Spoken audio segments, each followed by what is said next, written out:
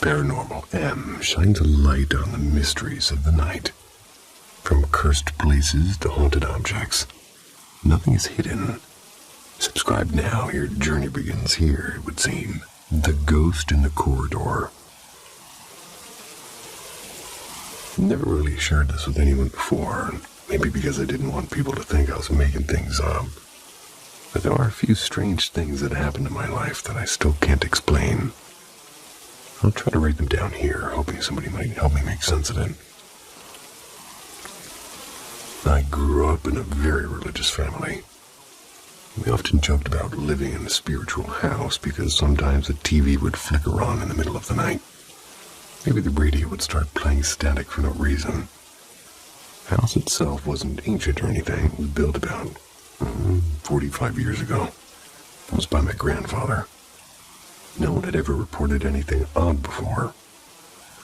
And there were 3 things that happened to me over the years. Things I can't rationally explain. And oddly enough, in all 3 incidents, my younger sister, who's 3 years younger than me, they were somehow involved. The door that breathed. I was about 10. Our whole family was visiting our grandparents in the countryside. And one afternoon, my sister and I were upstairs in this big wool blanket, playing some made-up game. The house was quiet. Then we noticed the old wooden door handle starting to move. At first it tilted slightly, like someone was gently testing it maybe. We laughed nervously, thinking our cousin was messing with us. But when we called out to them, no answer. The handle kept moving, slowly pressing down, and the door creaked open just a few inches. There was no one outside, no footsteps, just the steady, deliberate movement of the door like it was breathing. Then all at once the door swung fully open, quiet and controlled, and stayed that way for several seconds. My sister clutched my arm. I remembered the way the air in the room felt thicker, as if someone else was there. And then just as slowly the door closed on its own. Handle eased back up, and it happened twice more before it finally stopped. The voice at 3 a.m. Years later, when I was 17, my parents took us on a pilgrimage. I didn't want to go, but my parents were determined, so we all went. That night, we stayed in the living room of a stranger's house, along with other travelers. I slept on the floor, my sister on my left. The day before, I'd watched The Conjuring with my friends, so, of course, my brain was already on edge. I woke up at 2:55. In the movie, everything goes wrong at 3:07, so every creak and every gust of wind in that unfamiliar house felt amplified to me. And then my sister sometimes talks in her sleep. She sat up abruptly. She turned toward me, eyes half open but somehow focused right at me, and in a low, deep voice that wasn't hers, she said clearly, "Are you going to let me in or not?" It wasn't her tone. It wasn't her usual sleepy mumbling. It was loud and demanding, like a stranger had borrowed her mouth. She stared at me as if waiting for an answer. And after about a few seconds, she whispered something I couldn't catch and lay back down like nothing had happened. I froze. I couldn't even scream. I just whispered prayers until I eventually fell asleep. The unknown footsteps. When I was 19, I'm just kind of cramming for an exam at the end of a narrow upstairs corridor. And at the other end were the stairs, and just beside them, my sister's room.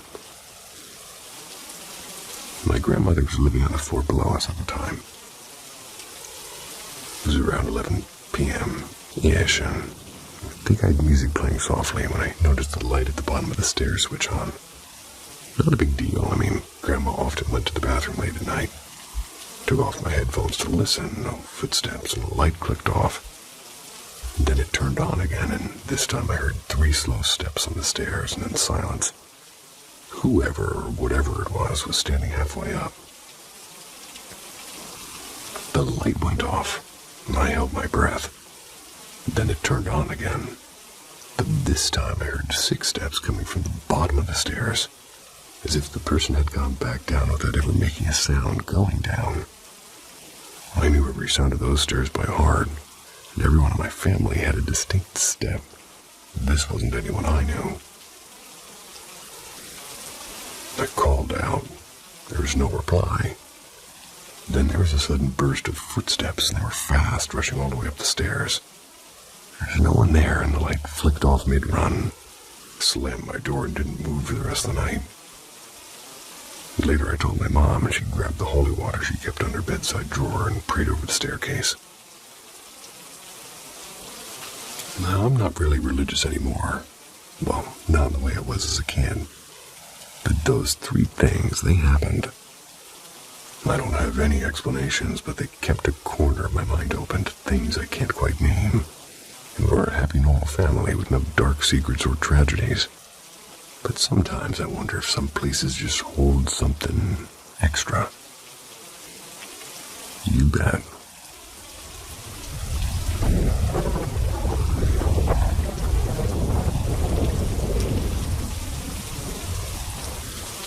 Whispers in the Quiet Room.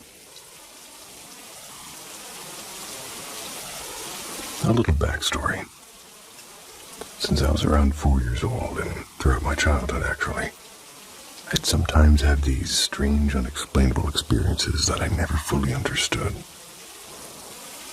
Later, when I started living on my own in my 20s, almost every place I moved into had some kind of odd activity.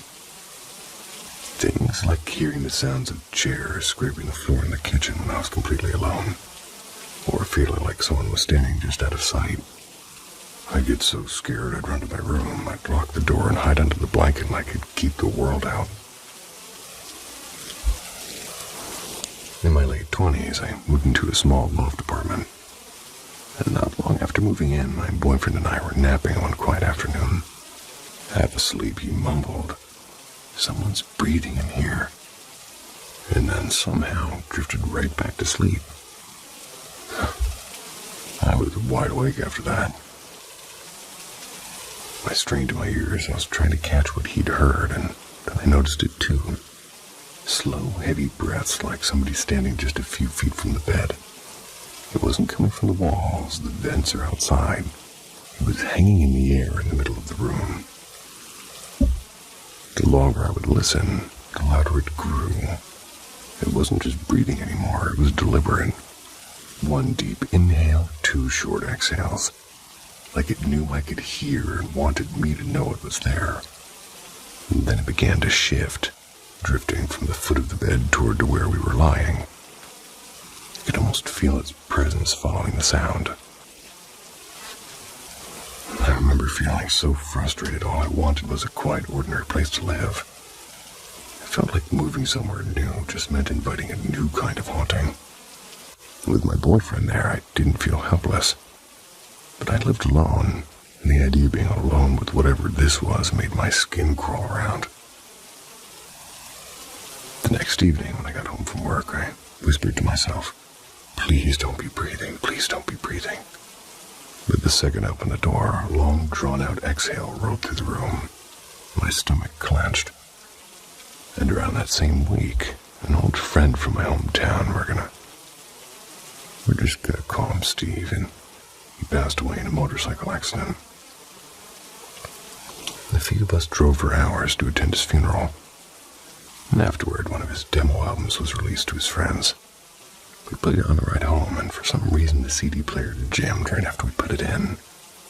We joked that Steve just wanted to keep us company a little bit longer, and I didn't mind.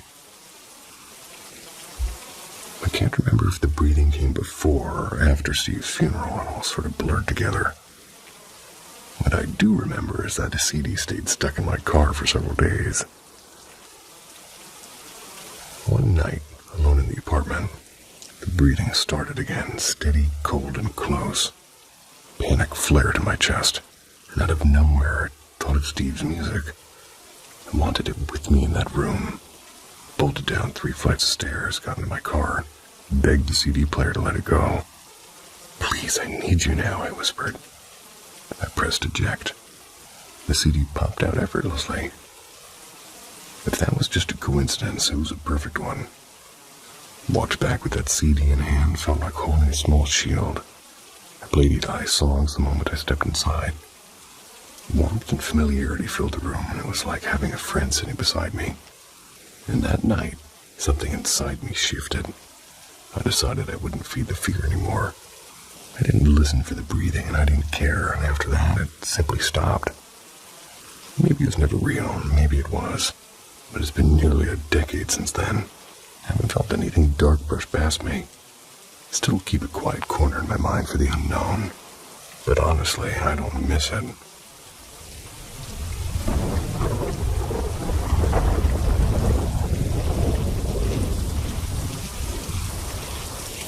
Whispers after the last breath.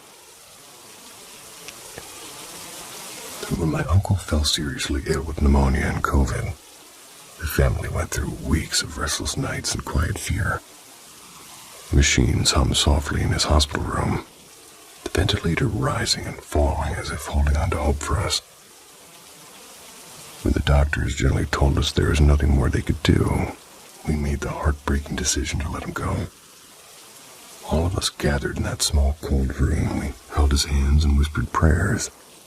Some simply sat in silence with tears running down their faces. When the ventilator was removed, there was a stillness that felt heavier than anything I'd ever known. I'll never forget the sound of that silence. As he took his final breath, something strange happened. I felt a rush of warmth on my fingertips. It's as though an invisible hand brushed mine. It wasn't dramatic or frightening, just a quiet, weightless touch. Maybe it was my mind trying to find comfort in an unbearable moment, but it felt real. It's like his soul paused for a heartbeat just to say goodbye. A few days later, I'm standing in the kitchen making coffee. That's when I heard a sound behind me. The exact soft, rasping, throat-clearing cough he always made. It was so close, right near my left ear. I spun around expecting to see someone standing there. The house was empty. My wife was in the bathroom at the other end of the hall. When I told her what I'd heard, she thought maybe it was just stress, so I kind of did too. Till it happened again. One evening, we're both on the couch. Same cough echoed softly between us. We looked at each other without saying a word. We both knew exactly what we'd heard. And then came the other things. My wife told me she sometimes felt the blanket at night tightening, as if being gently pulled from the other side. I'd felt the bed shift too, like somebody sitting down next to me. A faint dip in the mattress, a pressure on my leg. Not harsh, not threatening, just present. The strangest part is I don't feel scared. When I sense him near, there's this odd mix of comfort and unease. I drop things more, I knock over cups, and my movements get clumsy. Maybe it's just my nerves. Maybe it's him trying to be noticed. We both heard the cough several more times together and alone. It's like a reminder that love doesn't always disappear at the last breath. I don't know what exactly is happening. Maybe it's just our hearts refusing to let go.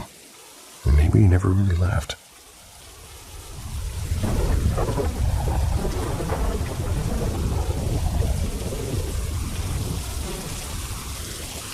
A whisper in the wind. During my senior year of high school, I got the opportunity to visit Washington, D.C. for the very first time. It was January 2009. The city was buzzing with energy. We were going to witness Obama's first inauguration, and at 17, this was my first trip without my parents.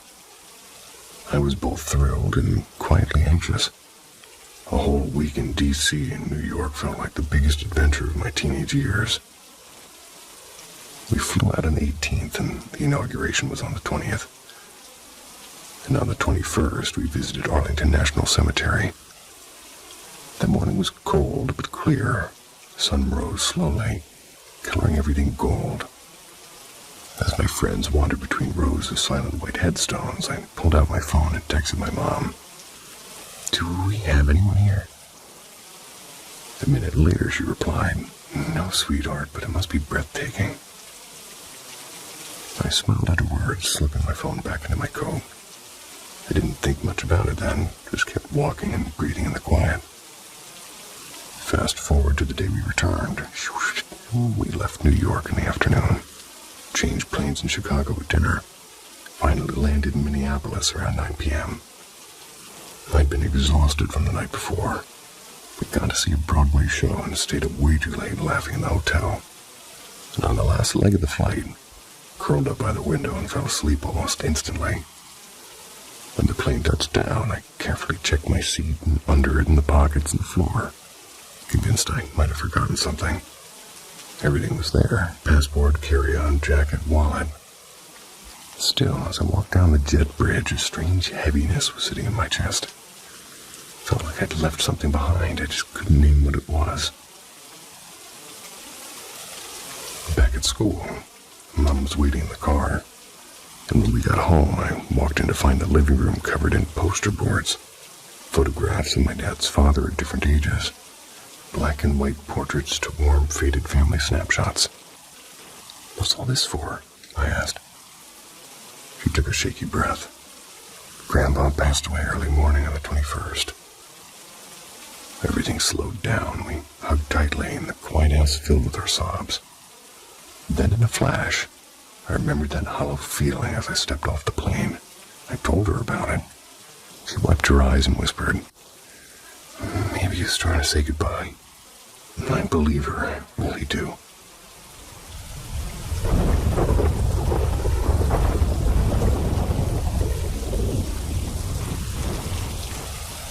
The shadow at the doorway.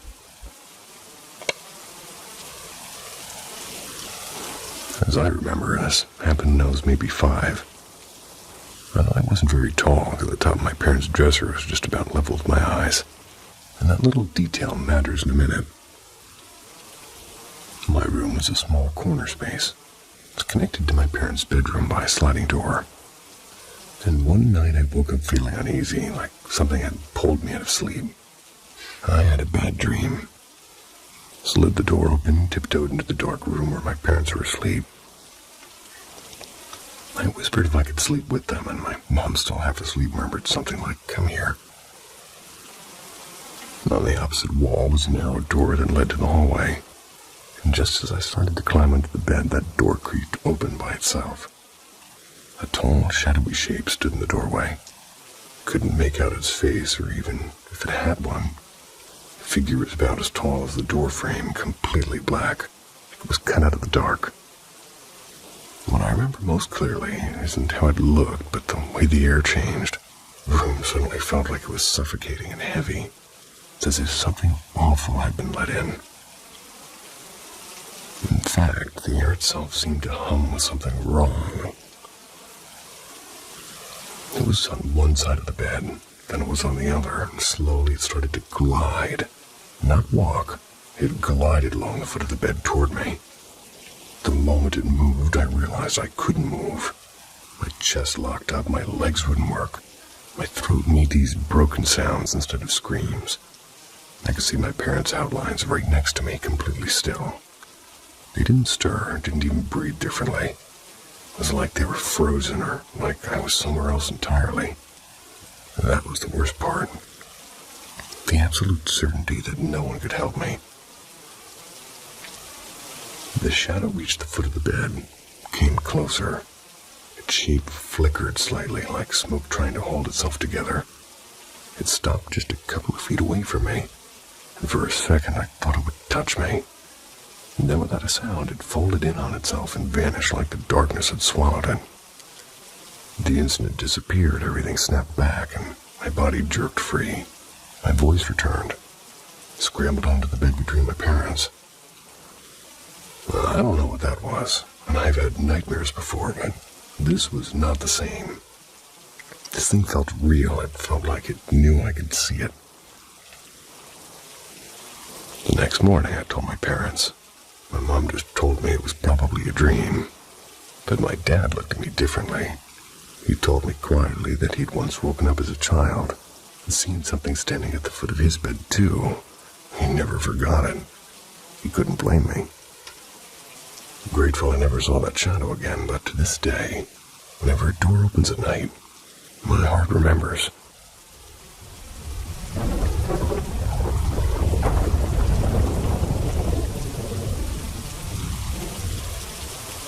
Whispers in the dark. September 2022. I was awake with my daughter in the nursery at around 2 a.m. It's when I hear a sound drifting up from the living room. It's faint at first, like somebody moving around, and then unmistakably the sound of a drawer sliding open. Then the sharp clink of metal on wood. And then it's like a steady rhythm, a knife on a cutting board maybe. My parents are visiting for a few weeks to help with the baby, and since the guest room's downstairs, I assume it's my dad making tea or raiding the fridge. But then the air in the room shifts, you know, that feeling you get in the back of your neck. It's when your instinct screams something isn't right. That happened. I step toward the nursery doorway. And the instant my foot touches the hall carpet, the noise stops. Dead quiet.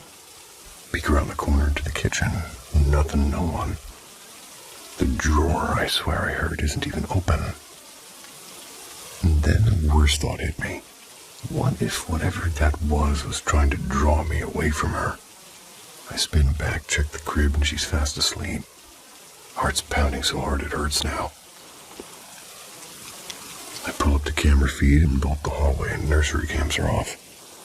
We never turn them off. Can't explain it, but I know I wasn't imagining the sound. Still sitting here with my daughter now with the lights on. Every creak of the house making me flinch. February 2023.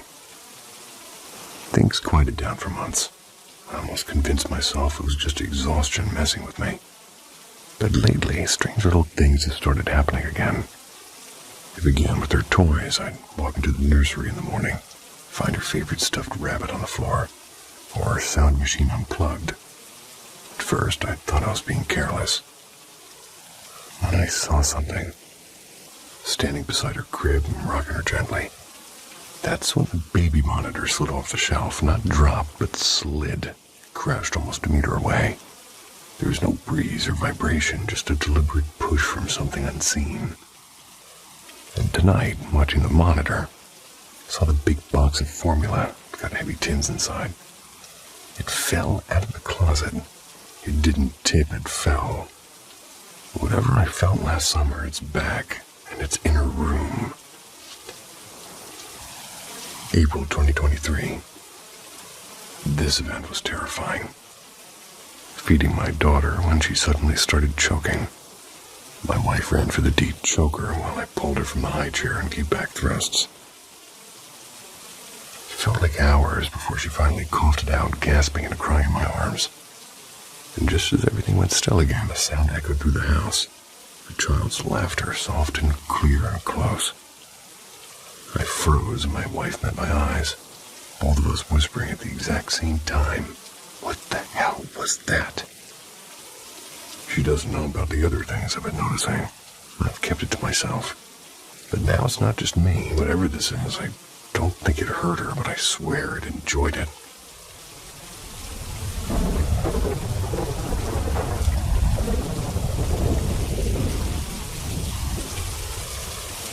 The phone that wouldn't die.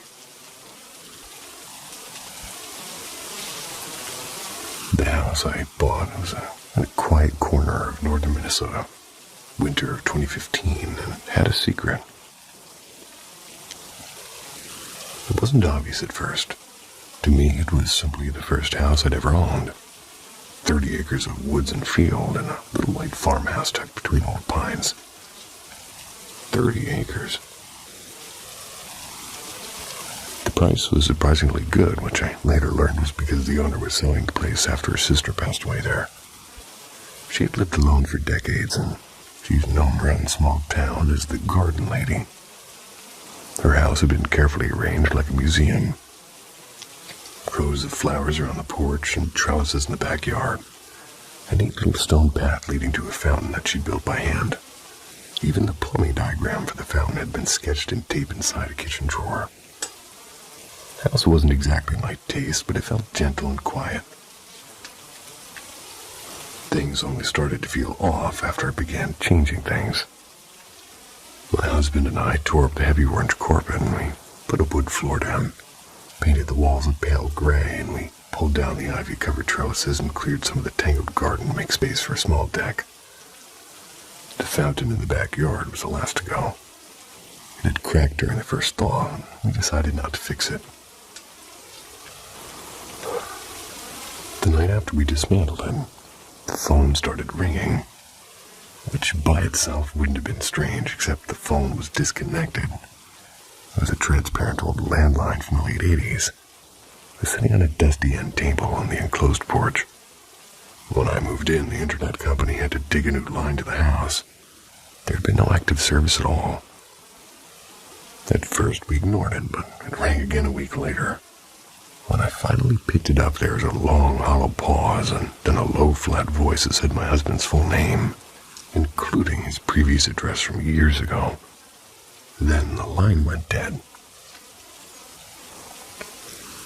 The next incident happened on a windy afternoon when I was home alone. The phone started ringing again. It rang over and over, and I let it ring. I was determined to ignore it. And just as it went silent, I heard a sharp crack upstairs, like something splitting apart.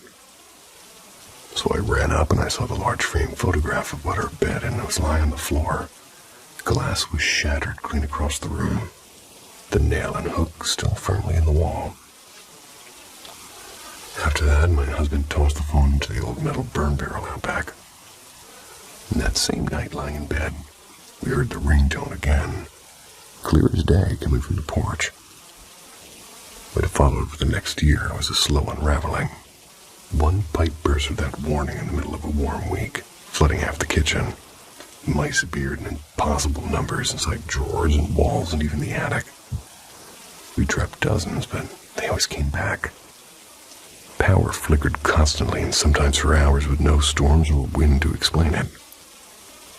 And eventually we gave up. She doesn't want us here. We sold the house and packed everything into a truck without looking back.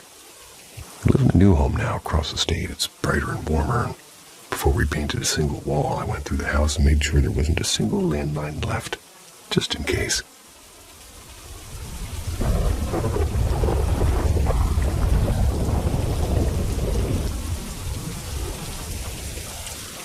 The Shadow on the Road.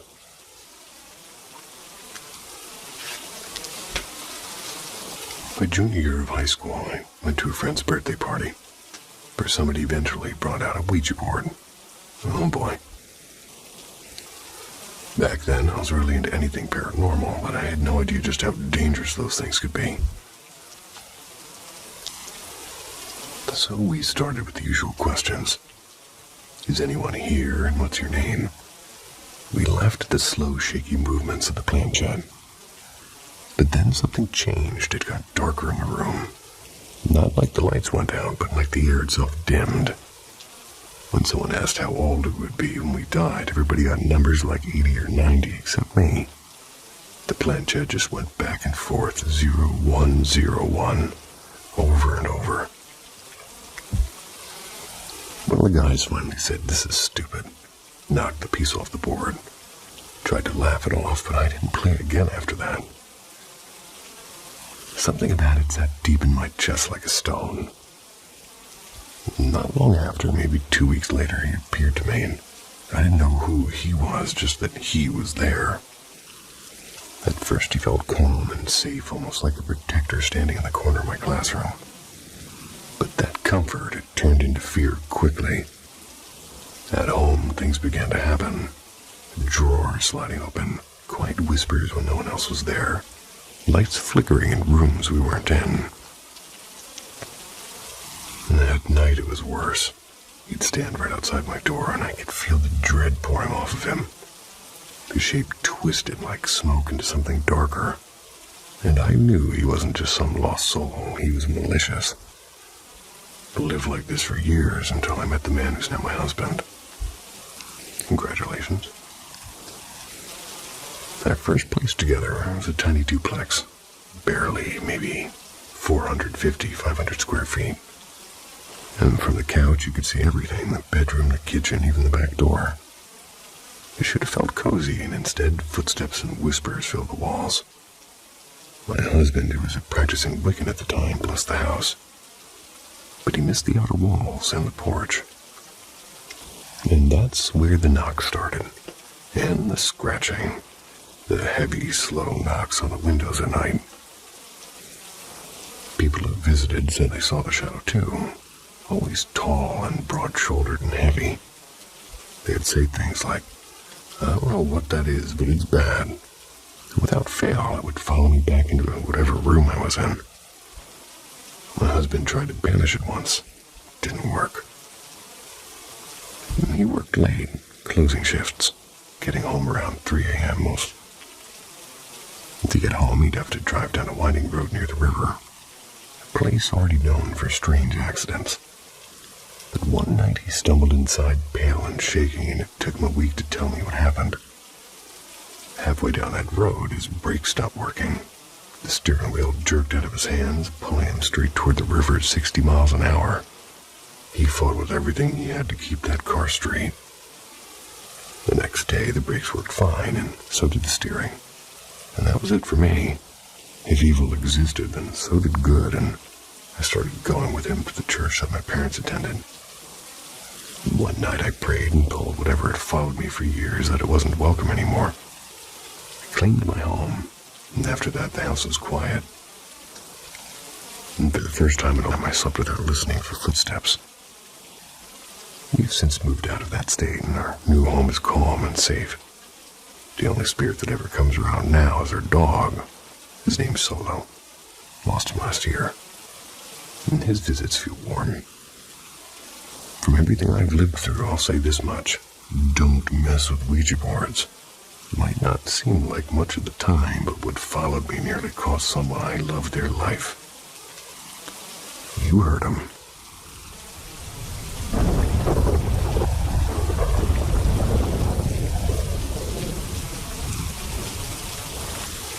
The night Andre came back. At 19, I worked the front counter at a cozy pizza place called Ciro's. My job was simple. Run the register, pour drinks maybe, beer and wine mostly. Help close up at the end of the night. Wine at a pizza place. Usually 2 people would be in the back washing trays and shutting down the ovens. I cleaned the lobby up front. And that night was quiet. I was sweeping the floor near the entrance when I turned toward the register. There's a little open space behind the counter and leads straight to the kitchen, and that's when I saw him. A young man stood there. He seemed translucent, like a thin layer of fog wrapped around him. He wore jean shorts and a red Ciro's t-shirt, just like the rest of us. He looked like maybe a light-skinned black teenager with a soft afro, maybe 17 or 18.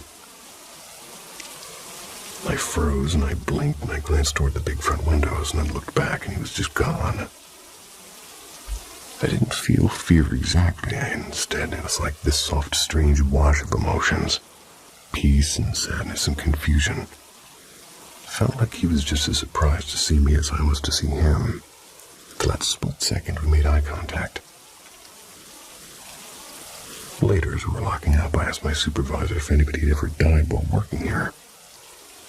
His face shifted from tired to startled. "Yeah," he said. "A young man named Andre." 10 years later, hanging out with one of my best friends. Or my best friend's best friends. Ghost stories come up, and I told mine casually, not expecting much. But when I finished, she went pale. "I knew him," she whispered. "Andre. We were close in high school. He still visits one of his friends in one of my dreams. He was working at Ciro's when he died." And then it hit me.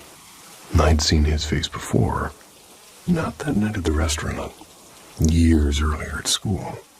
Mutual friends. He died young in a strange and tragic accident. They said it was the choking game. found, or he'd been found at, excuse me, he'd been found at a park by a jogger early one morning, and the official report called it an accident, and some of his friends whispered otherwise. I never saw him again. I almost never talk about this. It's been nearly 20 years, and it sounds unreal when I say it out loud, but people's questions made me remember more than I had in years. Back then, Ciro's had huge glass windows. It was dark outside, and the lights inside were bright, so everything seemed to reflect like a mirror. And when I saw Andre, it wasn't a reflection, it was solid and three-dimensional. And out of instinct, I turned my gaze away toward the opposite side. Saw only my reflection in the glass, no second figure. That's when I turned back and he was gone. I stood there rooted to the floor trying to process it. I remember his face vividly, soft features, clear eyes, an expression like somebody caught between two worlds. I walked straight to the back and said, "Hey," I asked my supervisor, "did anybody here that was working die?" He stared at me like I pulled the question out of nowhere and said, "Yeah, his name was Andre. Why?" I pointed back toward the lobby because I just saw him. I'm a little bit confused. The moment he said Andre's name, the puzzle pieces clicked, and I remembered the memorial and the obituary and my friends crying. I remembered his face in pictures, and that was exactly who had stood there seconds earlier, and we fell silent. Never brought it up again. Years later, somebody kind of close to him told me they believed it wasn't an accident, that he might have been murdered, though nobody ever proved it. But that night, what I felt from him wasn't darkness, it wasn't rage, it was something soft and gentle, like someone lingering in a place that once mattered. I never saw him again. Never forgotten the look in his eyes, though. Wait a minute, the next story. Well, let's just continue reading then. Still a little bit confused. Sorry about the coughing.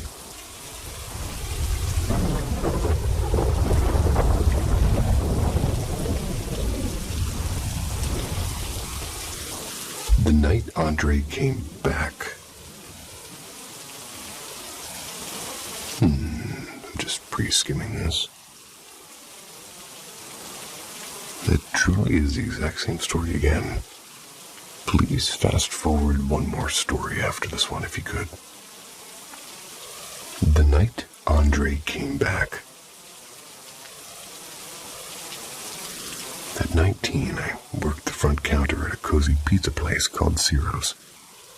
My job was simple. Run the register, pour drinks maybe, and beer and wine mostly.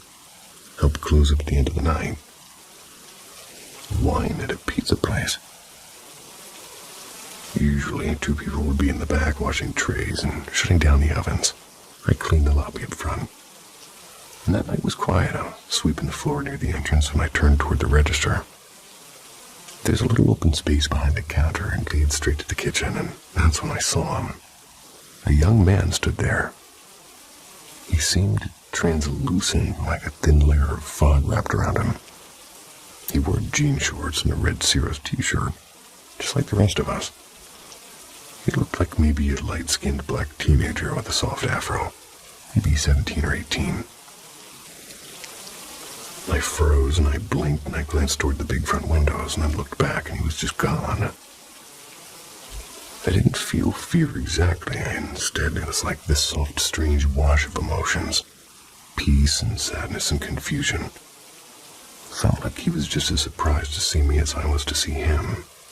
For that split second, we made eye contact. Later, as we were locking up, I asked my supervisor if anybody had ever died while working here. His face shifted from tired to startled. "Yeah," he said. "A young man named Andre." 10 years later, hanging out with one of my best friends. Or my best friend's best friends.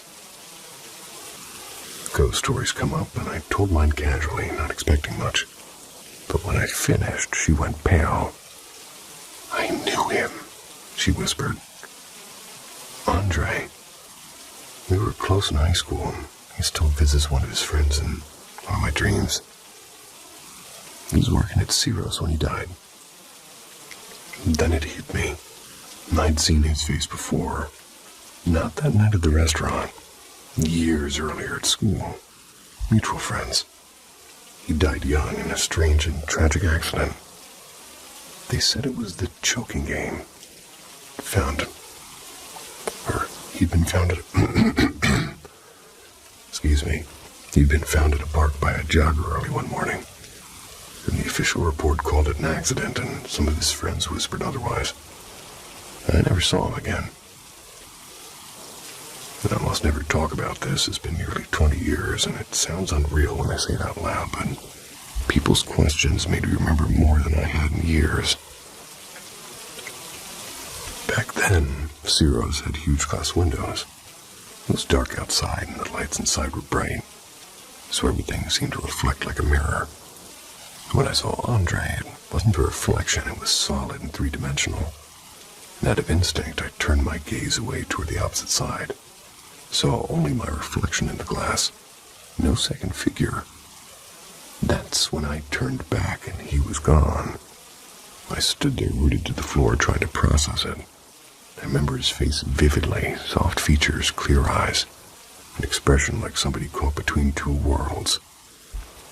I walked straight to the back and said, "Hey, I asked my supervisor, did anybody here that was working die?"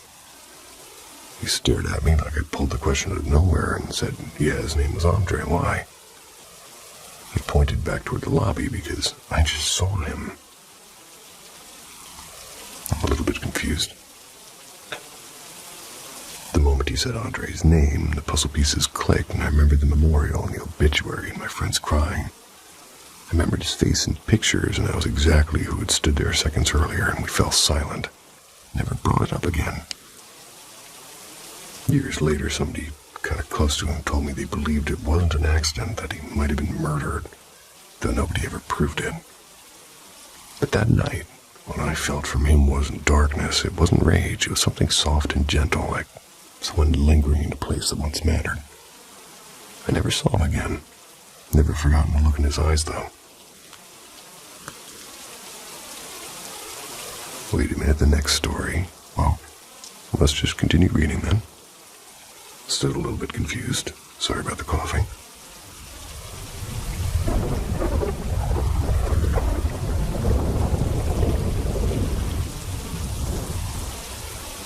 A quiet house that wasn't so quiet. Different story this time.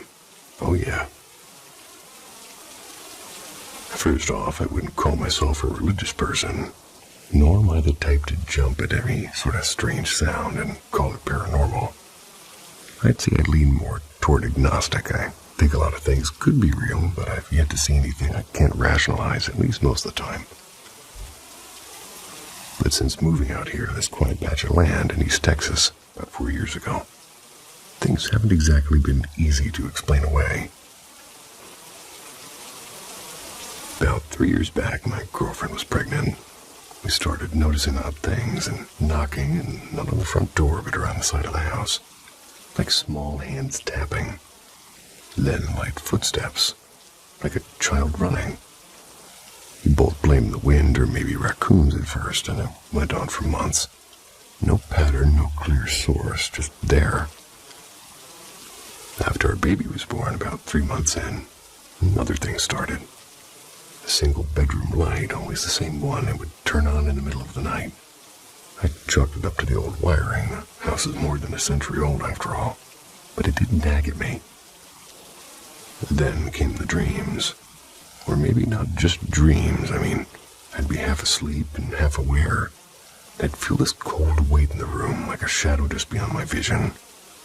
My body would lock up, shaking like a sort of seizure. Never had one in my life. And then it'd vanish the second I forced myself awake. My girlfriend changed too. Forgetful. Lost in her own head. I assumed postpartum at first, tried to be patient. But meanwhile, the baby's toys would light up in the dead of night without anyone near them. Again, I told myself it was wiring or batteries. Always an explanation. 2 years pass. Nothing, just normal life. Then one afternoon, as I sat on the couch, a stack of old DVDs on the mantel had lifted and slid across the room like somebody had thrown it. I watched it happen. No sleep deprivation, no stress, just me and the sound of plastic hitting wood. A year after that, she told me sometimes she saw a shape in the hallway, a shadow. She'd think it was me until she realized I wasn't even home. We laughed about it at first, and then one night a door closed in front of us. Not slammed, just eased shut. No draft, no loose hinges. A scrub brush flew from the counter like somebody flicked it. And yes, that same light, the one from years before, flicked on by itself right after. None of it is enough to make me claim haunted house or anything dramatic like that. But when you're standing in a quiet room watching something move without a hand near it, explanations start to feel a little thin. And I'm still the kind of person who likes to rule out the logical first, but sometimes logic steps aside and leaves me with questions that don't have easy answers.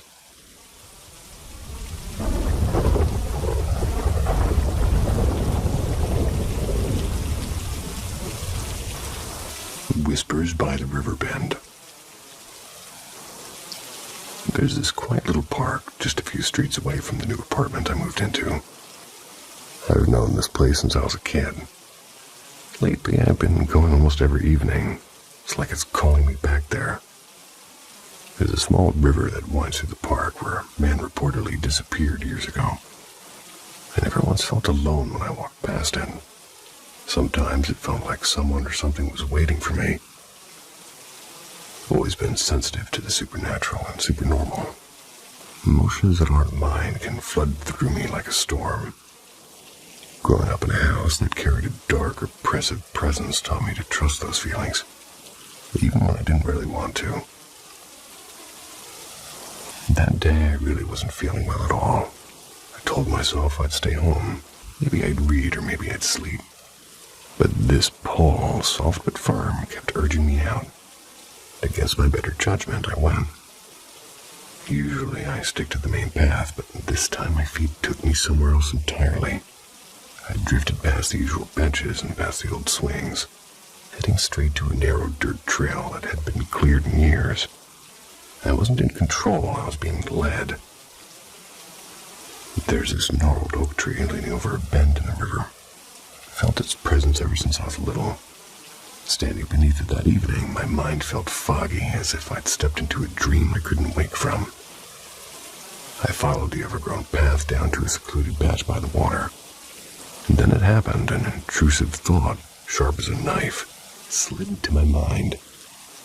This is where I'd hide a body. The words weren't mine. My breath hitched and panic squeezed my chest tightly. I was frozen and I was unable to move or even think. My heart roared in my ears, and for a moment I thought I might collapse right there. Then I saw something pale and half buried in the damp soil near the roots of the oak. At first I thought it was a piece of driftwood, but when I nudged it with my shoe, I saw the curve of bone. Clean, white, unmistakable. A fragment of a skull. Human. I didn't touch it. I couldn't. I stared at it while my hands trembled. The sound of the river rushing around me. And later, after some frantic calls and showing the photos to my cousin's wife, whose father is a doctor, it became undeniable. It was not an animal bone. I called the police and they arrived quickly, marking the area and asking questions I could barely answer through my lightheadedness. I kept feeling like the air was too thin, like someone else's panic was bleeding into me.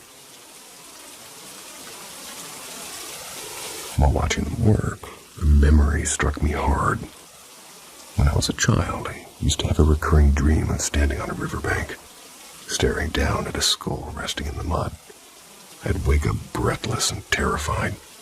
Never understood why, until now. The energy I felt by that river was the same presence that had always lingered near the water, the same whisper that pulled me there. I don't know if I'll ever learn whose remains they are, but I do know this. someone lost and afraid wanted to be found, happened to be the one who had heard. I still visit that riverbend often. Never feel truly alone there. Sometimes a shadow lingers by the oak, not threatening, but waiting. When I turn to leave, it always seems to say, stay. When I finally gathered the courage to whisper, why me? The answer came soft and clear. You were the only one who listened.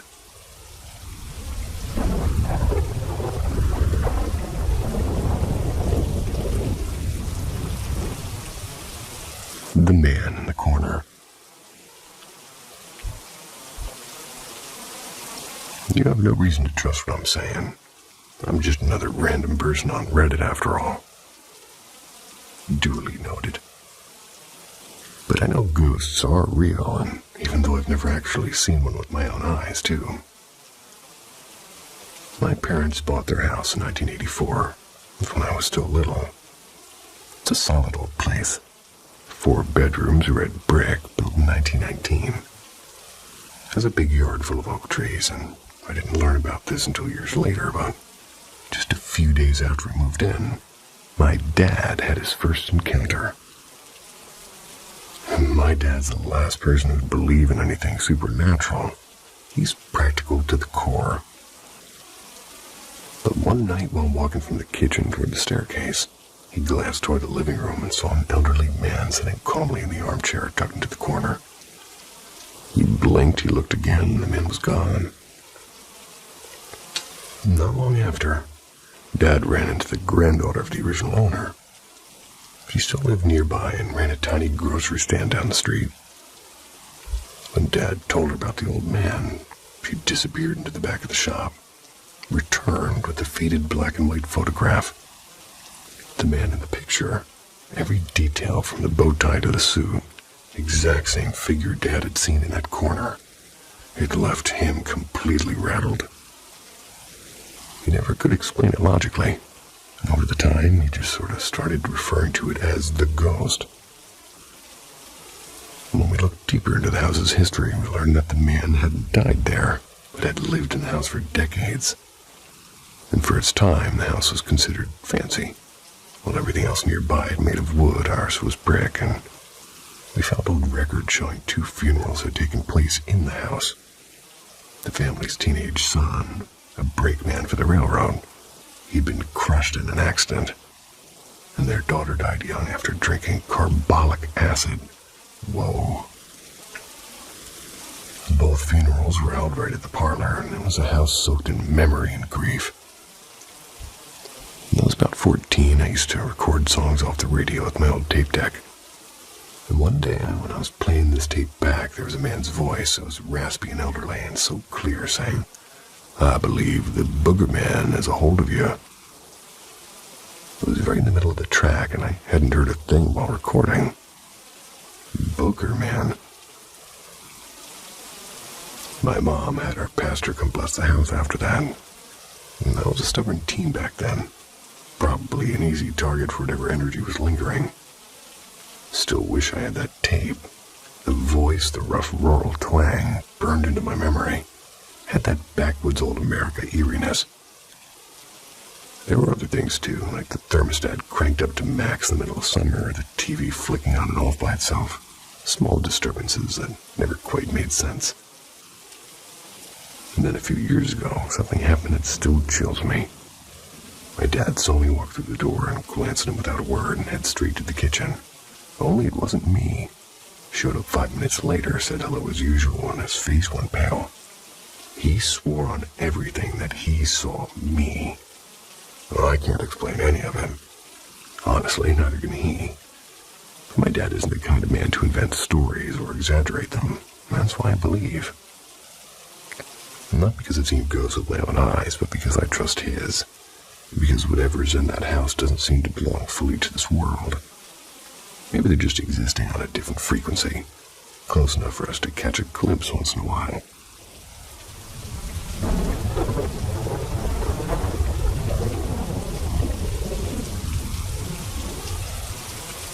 The thing in the hallway. As a kid, I had a few strange encounters I've never really talked about. The most vivid one involved something or someone looked eerily like a childhood friend of mine. She had long black hair and fell in uneven strands, pale skin, pitch black eyes. It was like looking at a twisted version of someone I used to play with after school. The first time I saw her, my dad's driving me home from soccer practice. Caught a glimpse of her standing motionless on the sidewalk in the rearview mirror. About 50 yards away, watching the car fade, I blinked and she was gone. The second time, years later, opened my bedroom door to grab a sweater or something, and I saw her kneeling on the far side of my bed. She didn't move, she didn't breathe. I just quietly closed the door and waited in the hallway until the sun rose. I didn't think too hard about it back then. Kids see weird stuff, right?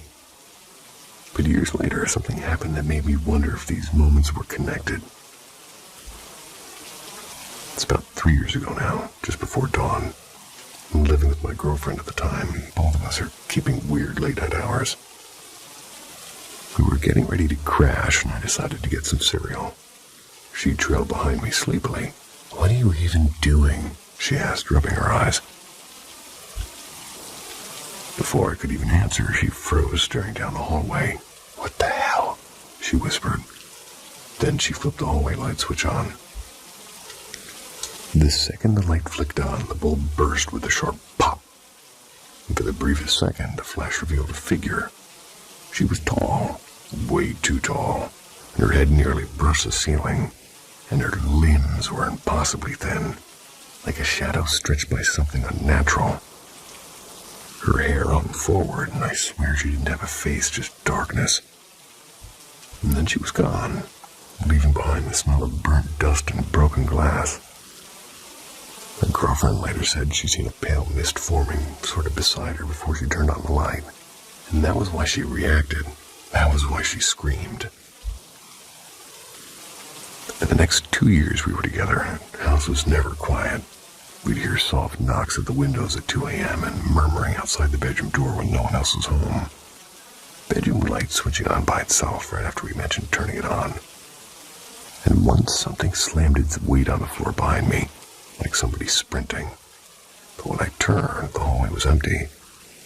Objects would vanish only to show up later in bizarre places, like inside the freezer. And our dog, normally calm, would stand rigid, staring down the hallway with his hair bristling and growling at nothing. Oddly, it was always worse for her. She even once told me she woke up and saw someone lying right beside her, facing her. When I asked, she said the figure didn't breathe and it didn't blink, it just stared at her. And the strangest part is, everything stopped after we broke up. No more whispers or shadows and no tall woman in the hallway. It's been over a year and it's quiet again.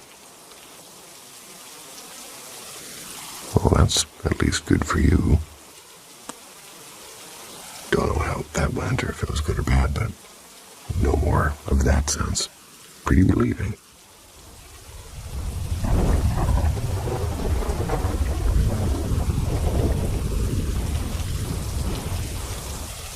The church basement. Before I begin, I should give you a little bit of context. Context about myself and the town I grew up in and the church that shaped a big part of my childhood. I come from a tiny town in northern Minnesota. It's where everybody knows everybody. They might not know your favorite flavor of pie, but still everybody knows everybody enough. And it's pretty much my reality. My family has belonged to the same Lutheran church for generations now. And ever since the building itself was sort of hauled up from the countryside into town in the 40s, I grew up exploring every hallway and every creaky step and every echo in that place. I know its smells and its quirks and its sounds by heart. I know bits and pieces of its history, but not enough to answer the questions that's haunted me ever since. Who or what still lingers there? It all really began in 2012. Our pastor decided to take some time off to recover from burnout and depression.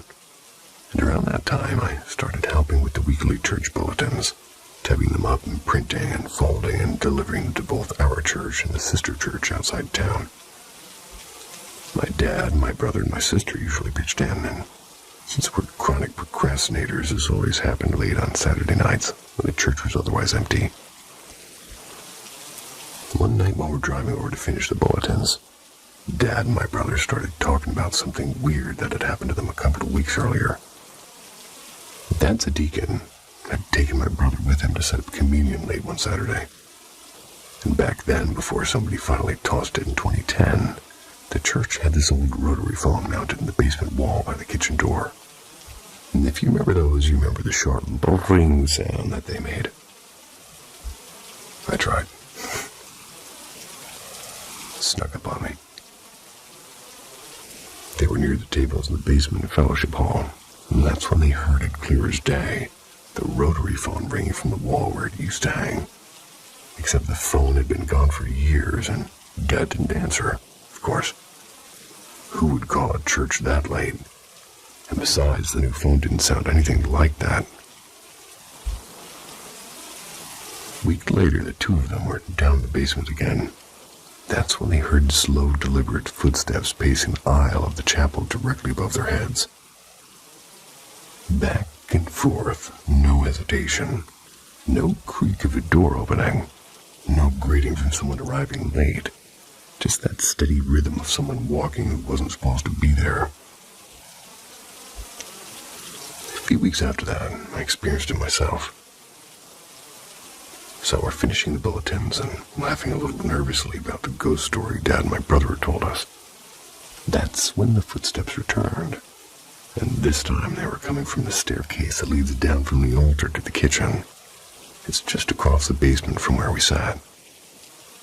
We couldn't see the stairs, but the sound was impossible to mistake. Step after step, up and down with no pause.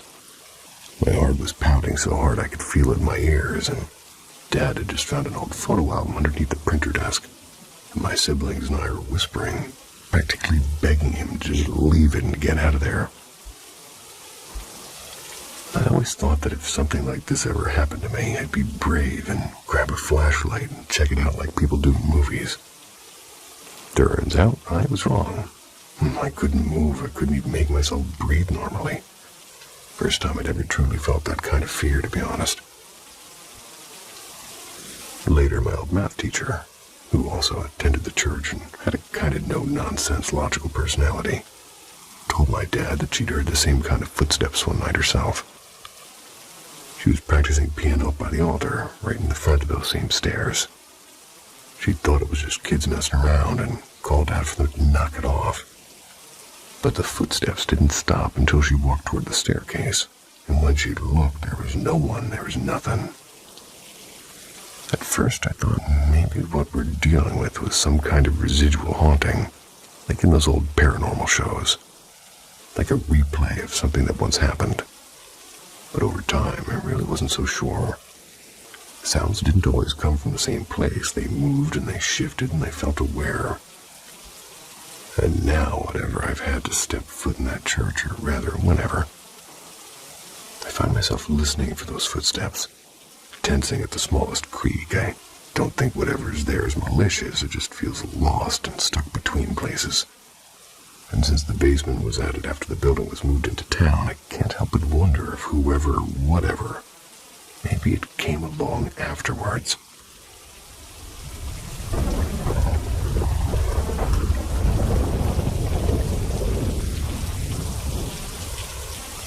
The whisper behind the door. I again made my first post about a week and a half ago about the time slip in Atlanta. Wanted to share another story from Nashville, though. Quick rundown on it. I'm an artist from Charlotte, North Carolina, and I was commissioned to do a mural project on a ceiling in Nashville, Tennessee. This happened during the third week of March 2021. My younger brother tagged along to help me.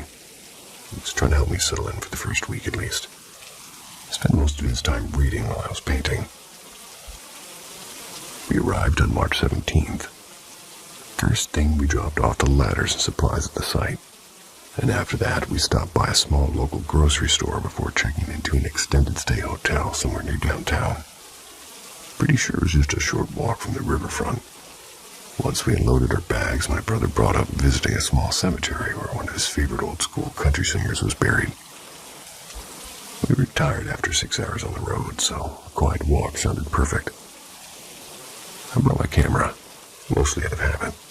I like snapping random shots. And sometimes I get lucky with something eerie, but other than a few photos of famous graves, I took one picture of a tombstone that caught my attention. Had the same last name as my wife. Didn't mean much at the time, just felt oddly familiar. Back at the hotel, the first strange thing happened. The lamp by the bed was on. I was sure it hadn't been when we left.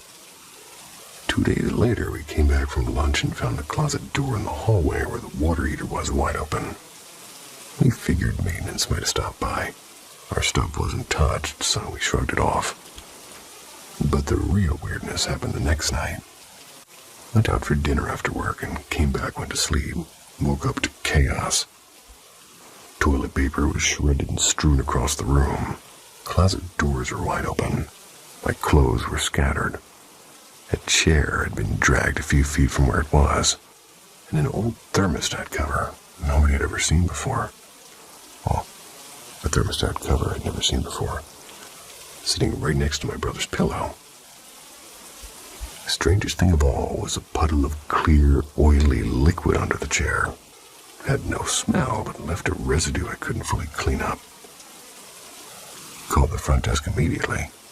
Staff checked the digital log system, said nobody had entered since we did.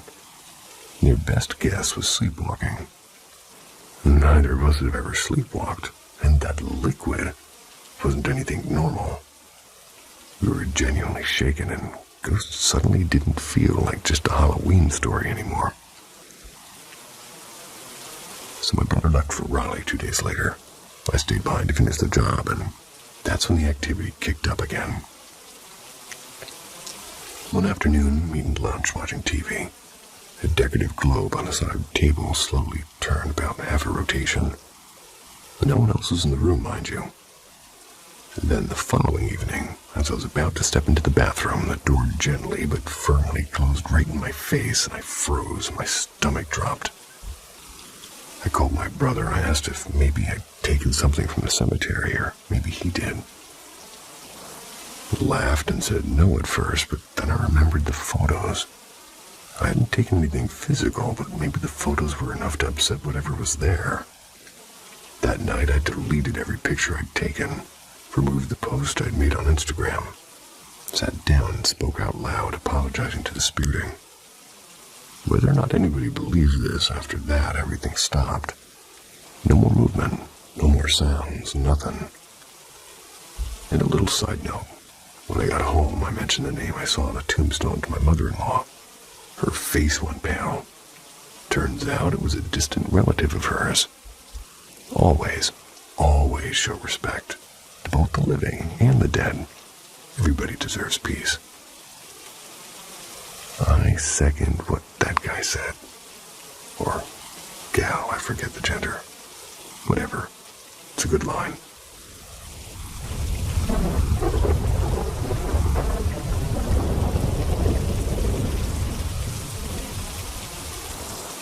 Whispers in the Dark. Tales from the Ghost Tour.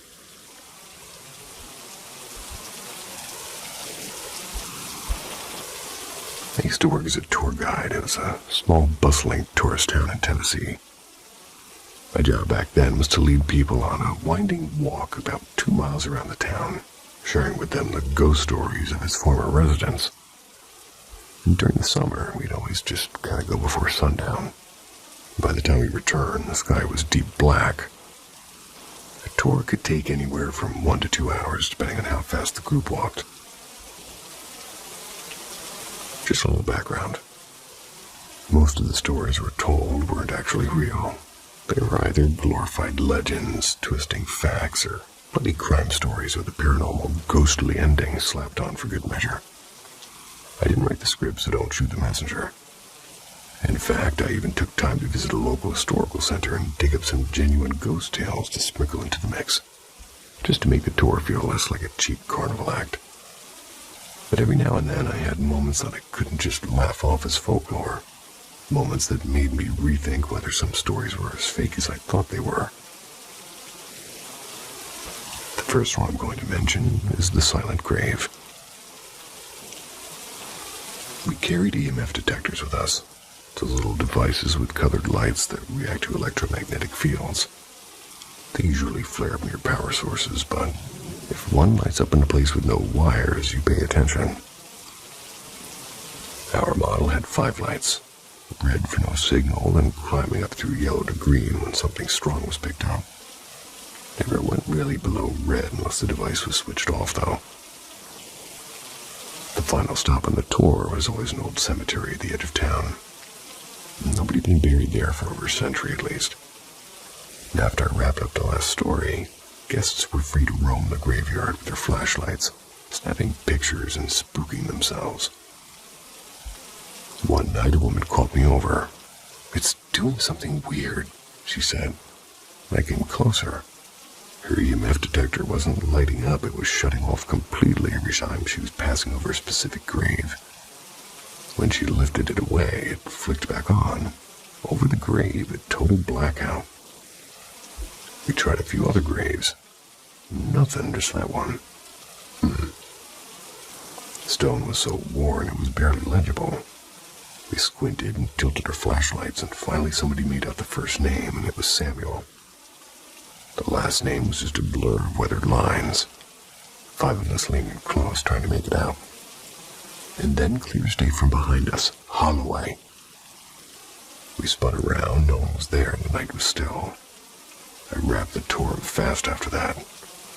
Later that week, I came back alone and left a few flowers on that grave. Felt like the right thing to do. Story 2, The Old Man and the Silver Coin. Sometimes I'd get tips if the tour went well. Older guys loved the old covert handshake, palming me the cash like we're some sort of spy exchange. It was silly, but money's money. And I think that's adorable. One group I had was a family. It was a mom, a dad, a teenage son, and an older man who'd been sort of tacked on because we didn't run solo tours. He hardly spoke, but when he did, it was always unsettling. At one point, after I told the story about a girl who jumped from a bridge, he asked dead seriously whether I thought she died on impact or bled out slowly. Not exactly tourist banter. At the end of the tour, the family went exploring among the gravestones. The old man came up to shake my hand, and his palm was freezing cold and colder than any Tennessee night I'd ever known. When he pulled away, I felt something heavy in my hand. Not a bill, but a coin. I turned to watch him walk off down the path, except he wasn't there. He was just gone now. And the path out of the graveyard was clear for hundreds of feet. I should have seen him. In fact, I didn't even hear footsteps. So at home, I examined this coin. It was an old silver dollar, minted in a year that predated any living person who could have casually carried it around. Family later mentioned that the old man had greeted their son by name when they arrived. Or greeted their son by name, and they'd never met him before. Well, that's a good tip. Story 3, The Woman in the Cabin. An early stop on the tour was a cabin, one of the first homes ever built in the town. It had been relocated a few times, but was finally set back on its original foundation. We don't have any photographs of the woman who helped settle the town, but we do have old portraits of her daughter, look just like her. And that picture sat on a sign right outside the cabin. I'm sure they wouldn't agree about that. The cabin is always locked. The windows are filthy. And most nights, the inside looks like nothing more than shadows and cobwebs. But I like to let guests peek in through the cracks. It built atmosphere. One night, after telling the usual story about her spirit supposedly still lingering there, a teenage boy turned to me and said, "Who's in there?" I laughed, assuming he was talking about the sign. "That's just an old photo," I said. He shook his head and said, "No, the lady in the chair." I leaned in to look. A faint glow from the streetlight spilled through the glass. In the far corner of the cabin sat a woman in a long dress, rocking gently in a wooden chair. I could make out a profile, and I swear she looked like the woman in the photograph. Quickly moved the group along, and the idea that somebody might have broken in, especially with a bunch of kids in tow, was more frightening than any ghost. But when I returned later, the lock was secure. Windows showed nothing but a bare, empty floor. No chair. Never had been a chair in that cabin. These are just 3 of the stranger moments from my time as a ghost tour guide. Got a handful more. Most can be explained if you try hard enough. But every now and then, there are things that stick with you. And sometimes the silence speaks louder than the stories. Well, I appreciate that you went above and beyond at your job. Totally get it.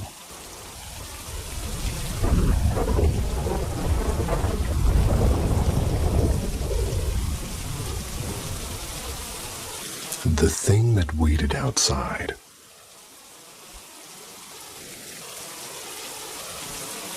First, context. We lived in a house where things always felt just a little off. It wasn't loud or dramatic, just wrong in a quiet way. Every single friend or relative who had even had the faintest sense of intuition, mostly the women in my family who grew up paying attention to gut feelings, unlike the men who would shrug everything off. Typical. Independently, they told me that something about the place made their skin crawl, especially the back part of the basement, which was fully underground, by the way. The house itself matters here, too, and had a main floor built above a basement. Basement partially open to the backyard and the side of the house. And my room was down there with a small window facing a thick tree line. The deck stretched across the back of the house, right above where the basement opened out. You could walk onto the deck from outside or through the living room and my parents' bedroom on the ground floor. Strange things happened often. I'll try to keep this short, but it's what happened at the end that's kind of lived rent-free in my brain now for years. For months, there were these knocking sounds on the basement glass doors and windows. It wasn't constant, but it was frequent enough that my friends could confirm I wasn't imagining it. The farther you went into the basement, the heavier the air got. Thick and unpleasant, like standing in a place where something bad had once happened. Or some really terrible, thick gravy. Sounds silly, I know, but it was a feeling that didn't go away. The knocks were never random. Always 3 to 5 raps and slow and deliberate. Decent bars, actually. They moved from one pane to the next as if something outside was pacing. No trees brushed the glass, and there wasn't wind, and it didn't sound like a branch or an animal. It felt like intention. Weirdly, it almost never really happened when my parents were home. They never heard a thing. My friends did, over and over again. I could accept a ghost story, I can accept weird noises, but what happens one night when I was alone can't file that away so easily. We were late and calm and quiet. I was lying in the bed in the basement, and my dog, a big protective one, crawled at my feet. The knocking was worse than usual and sharper, and my dog was pretty tense. He had those sort of airplane ears. I love those. His whole body coiled like a spring. And sometimes when I got like this, he'd patrol the house, growling into corners I couldn't see.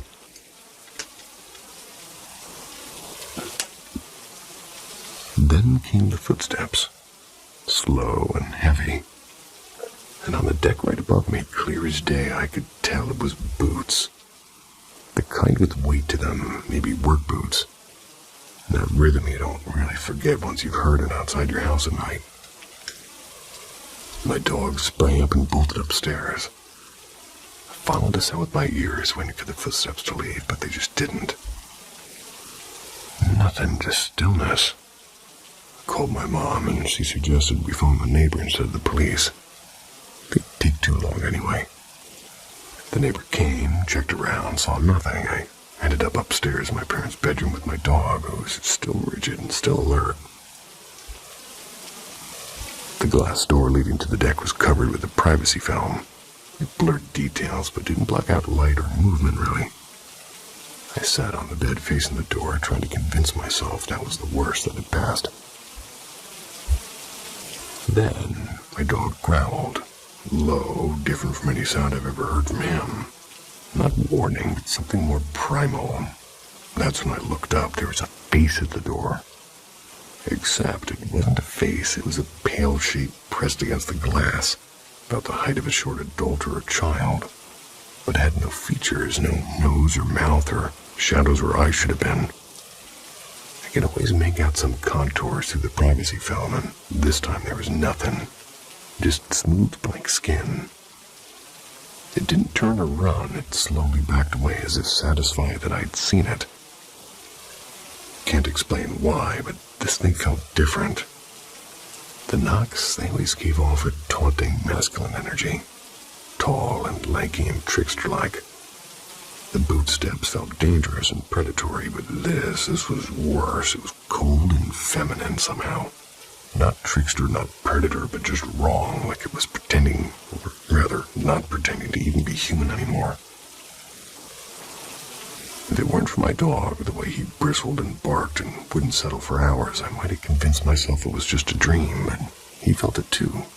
Even my parents noticed how rattled he was when they got home. So I searched for local legends, trying to find something or anything to explain what I saw. All I ever find are half-whispered stories about things best not named. None of it fits exactly. Maybe that's worse. I don't believe in monsters. I want to believe it was just a stalker, some strange trick of the light. But the blank face pressed to the glass won't leave me. And the knocking never really stopped. It just maybe learned to wait. And at least is patient.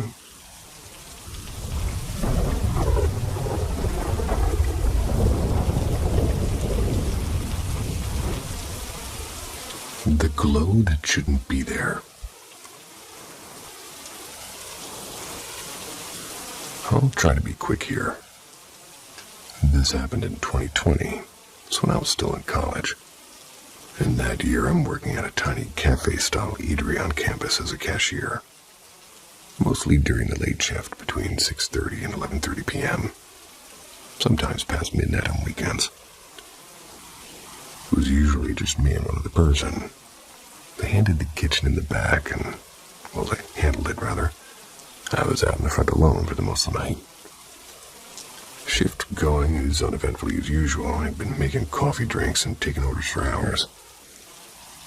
Then this group walked in, 3 girls and 1 guy. All the girls had light brown hair, clearly not freshmen since I'd never seen them before. And at a campus as small as ours, unfamiliar faces were kind of rare. The guy stood out immediately. Not because of how he looked exactly. He was stocky, average height, dark hair, light tan skin, but something about him just felt off. The only visible thing that really caught my attention was his eyes, and they didn't seem to line up in the same direction.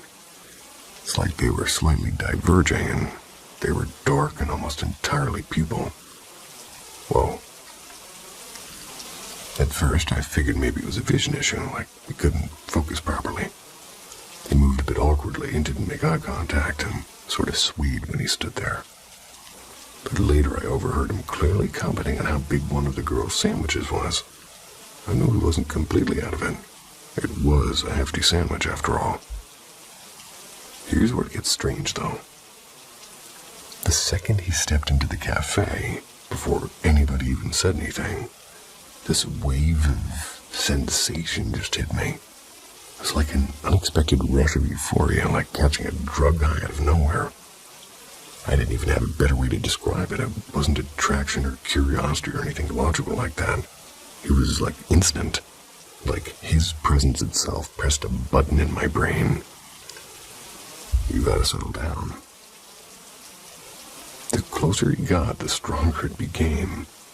When they came up to the register, I wasn't even talking to him. One of the girls ordered. I started to feel this intense ASMR tingling crawl up my scalp and down my neck. Real medical ASMR. I almost never get that unless somebody has a unique voice or whisper or something deliberate. But these people hadn't said a word to me yet. The feeling lingered the entire time we stayed in the main dining area. Even when we walked into the adjoining lounge, it took minutes for the sensation to fade. I remember standing there, forcing myself to keep taking orders and trying to act like nothing was wrong, but deep down just knowing that this was not normal. There's a difference between emotions that make sense, like a crush walking in, and emotions that feel like you've been switched on against your will. This was the second kind. Imagine walking down a crowded street and some random stranger walks by you, and in that 1 second your brain just lights up like fireworks for no reason. That's how bizarre it felt. And the way the girl sort of hovered around him. Man, I'm calling over myself because this is too funny. Laughing at things that he barely said only made it kind of creepier. It gave me this sick feeling in my stomach, like there was something underneath all of this that I wasn't seeing. And to this day, I have no idea why it happened. I told a few people, and they always give me skeptical looks. Honestly, I get it. It sounds ridiculous. But it felt forced, like his proximity itself altered something in the air around me. I can't explain it, and I can't shake it. Has anybody else ever experienced something like this? Because I can still not find myself having a rational explanation for that night. Some people say that they know what love is, and then they really fall in love. Those might be those fireworks you're feeling. I wonder how big that sandwich was, though. Sweet dreams. See ya.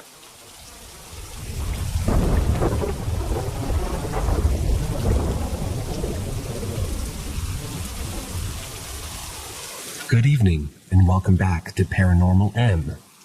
Help us work the algorithm by dropping a comment below. We strive to bring you real accounts of paranormal activity on a daily basis, and work towards competing with larger channels through hard work and perseverance, and an adherence to our OP's telling of their story. Respond to stories, or leave your own sixth sense on the matter, or drop some love for the bump. A haunted marijuana farm. You may have guessed, but this took place in Colorado. The farm itself was way off the beaten path, which was perfect for growing a crop. People liked to steal, and it made it interesting for the only security guard there at night. It was apparently used to grow beans throughout the 1900s before some bright-eyed entrepreneurs bought it to get a foot in the cannabis business. It's completely surrounded by woods on all sides. Upon entering the complex, you're met with several old farmhouses. Only one was used for offices, while the other two were just storage. This was called the admin area, and it's on the north end of the property. To the east, west, and south, you have 3 growing fields, all approximately 100 acres. Just past the admin area, you have several greenhouses encompassed by a fence and a large garage attached to it. And that was used to be a greenhouse, but now holds supplies. Across the lot from that, another garage for farm equipment. So a very large area for one lone security guard. Now this was a brand new contract, so I had no one to show me around, and I was basically tasked with creating security procedures for the other guards to follow. To that end, I was working 7 days a week, 4 p.m. to 6 a.m., until I had everything ironed out. My first day, I do a walk through the place with my boss and the farm owner that is then left, pretty much leaving me on my own to figure it out. Thankfully, I did have a decent little office in the admin building, and we even had an 8-channel security system set up. So weeks go by, nothing weird has happened. Not even an off feeling. If anything, it was beyond peaceful. I figured out a good security routine and made a policy out of it for the new guards to follow. After that, life was easy. Do my checks, read Fanatic, watch YouTube, transit cameras repeat. I was doing just that at about 2 a.m. when I see a black mass jump over the greenhouse fence. I bolt up, lock my office, and run down there, weapon drawn. Now that may seem like a dramatic response, but I should be the only person for literally miles around. The main road is the only way by vehicle, and it's gated. Plus, the gate is right next to my office, so I would have heard or seen someone approach my vehicle. The foot traffic at that hour and in that location, well, it's probably not the mailman. I get to the greenhouse area gate and quietly let myself in. I start checking greenhouses one by one. After about 20 minutes, I find absolutely nothing. I find the camera in question and looked around the area but found nothing out of place. I end up doing my entire security check early just to be sure, and then head back to the office. I plan to review the footage because the fence is 8 feet tall with an additional foot of barbed wire across the top. That in itself freaks me out because I've been outside for over an hour before I realize the only thing that can clear that jump is a mountain lion. So I hustled back to my office. But my monitor is black. No signal found. The hard drive and the brand new DVR is fried. At this point, it's weird, but not necessarily paranormal. A few days go by. We get the hard drive replaced. All is well. It's probably around midnight, and I'm doing my checks by the backside of the greenhouse area, when out of nowhere, a blood-curdling scream, and it's damn close. My body goes cold. This very well could be the big cat I suspected from a few nights earlier. I find the nearest gate and let myself into the greenhouse area. Better in there than out in the open. But then I hear crying, unmistakably female, diaphragm shaking, snot slinging, weeping. That's not a cat.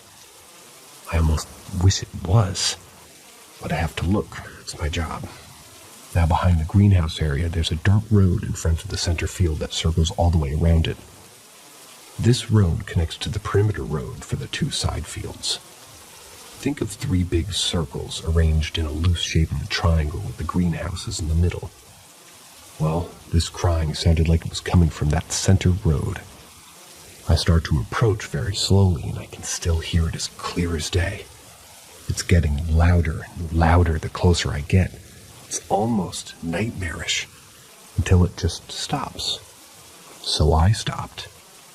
I stayed there completely still for quite a long time. But there was nothing. People don't just stop sobbing. There's at least a sniffling, maybe that hiccup when you try to catch your breath. But it just went from wailing to nothing in one beat. After that, I always felt uncomfortable toward that back field. I heard the scream several more times after that, always around midnight, and always from that same area, but never went to investigate after my initial experience. By this time, harvesting has come. It's come and it's gone, and the fields are bare. I'm still needed, however, because they use the greenhouses throughout the winter. And as the seasons changed, so did my responsibilities. Rather than patrolling the fields, my focus was the greenhouses. Not just for theft, but also ensuring that the heaters continued to work throughout the cold nights. To this end, I took to parking my Jeep next to the greenhouse area so I didn't have to make a long trek through the snow from the security office to the greenhouses. I could see everything I needed from my driver's seat, and my Jeep heater was infinitely better than the little space heater in my office. I had a routine. Start the Jeep, get it nice and hot, then turn it off. I kept my windows cracked because security work at night is 50% listening for weird shit. I didn't have to listen hard. A loud bang immediately removed any drowsiness I may have had. Something just hit my vehicle. I don't get out immediately. I took a good look around, listening for footsteps and checking my mirrors frantically, but there's nothing. Then it happens again. Bang! On the roof of my Jeep, and the dirt tumbles down my windshield. Someone's throwing dirt clumps at me? I call my supervisor and explain what's going on. She says she's on her way and she'll be there in about half an hour. She's working at another farm not too far away. I reached the passenger seat and grabbed my spotlight. The big kind of spotlight, 1,000 lumens, allowed me to see the back of every field. The kinds of spotlights that'll land you in jail if you shine it at a plane. I hop out of my Jeep and climb onto the roof. It had to have come from the back field. I began panning back and forth with my handheld beam of daylight. I don't immediately see anybody, so I start with the verbal commands. Come out! You're trespassing! Announce yourself! I'm authorized to use lethal force! Yada yada. No response. I stay posted up until my supervisor arrives. We decided to walk the perimeter of all 3 fields and found absolutely nothing. By this time, it's almost 3 a.m. and we're back at my Jeep talking and smoking. Then a whistle. Like that playful 2-tone whistle that says, I'm over here. My supervisor just gave me this look like, seriously? I told her that's the kind of thing I deal with at this place. She stuck around for the rest of the shift, but nothing else happened. It stayed quiet until Christmas Day, when I picked up a shift for that sweet holiday pay. I also opted to stay in the office for the sake of my Jeep. That's when the music started. Long, flowing classical music that you might hear playing quietly at a fancy party.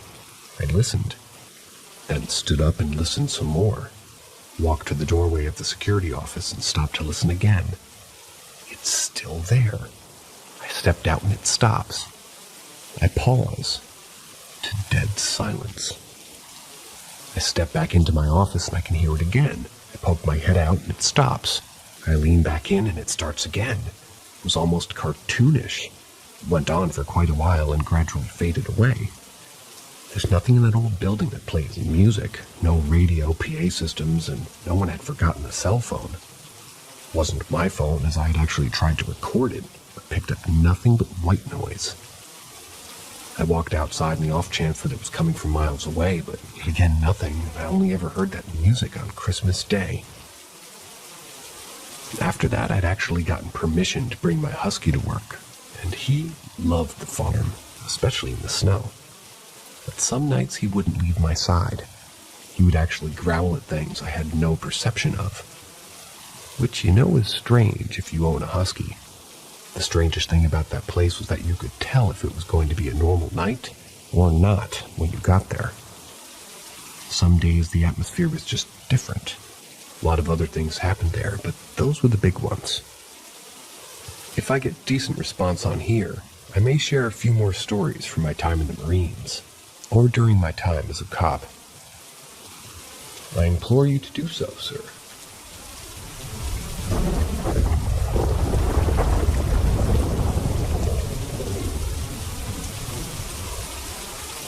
Cops chasing shadows in the old courthouse.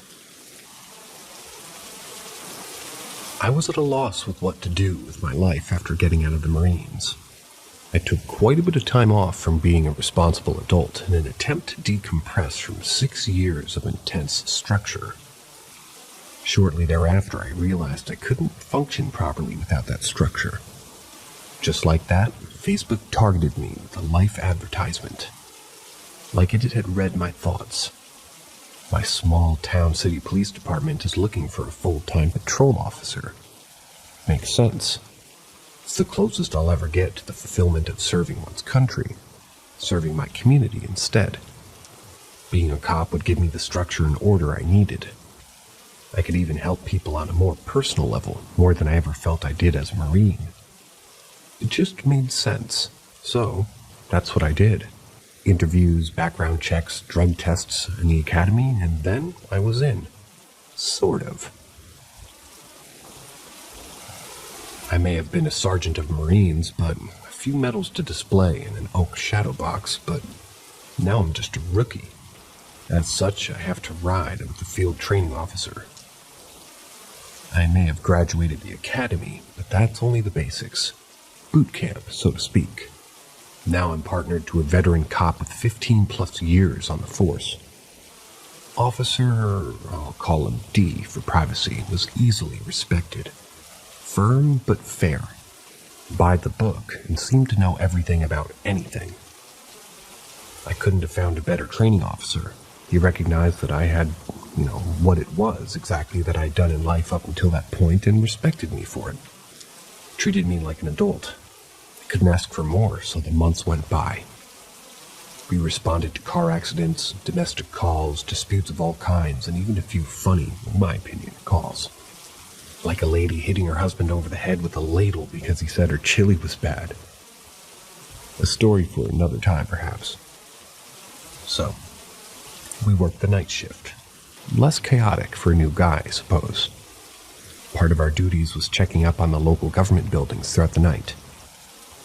I may have mentioned it was a smaller town, but we had recently had a new courthouse and jail built. The old courthouse was repurposed into a lot of smaller offices, DMV, water board, county clerk, registrar of property deeds. The attached old jail was for the most part simply abandoned. The old jail was connected to the old courthouse by a third-story sky bridge. I guess the idea was if you were sentenced to jail time, you could march right into that jail. It was a quiet night, and on one particular shift, Officer D suggests that we should knock out our nightly checks before things inevitably get not so quiet. It's about midnight, so we cruise over to the old courthouse to get started. We pull right up to the main entrance, and I get out and approach the doors like I'd done for months already. Just a quick tug to make sure it's secure, but the door swings open. From the cruiser, I hear the straight-laced Officer D simply state, "Fuck." My eloquent response is, "Why fuck?" See, the courthouse, old or new, is the sheriff's department's domain. When it's found unlocked in the middle of the night, it means getting the sheriff out of bed. So that's what we did, and Sheriff J did not disappoint. This man showed up wearing pajama pants and a gun. He called a few sheriff's deputies in the area to assist because we now have to go into this large 3-story building and search the entire thing to ensure nobody's wandered in.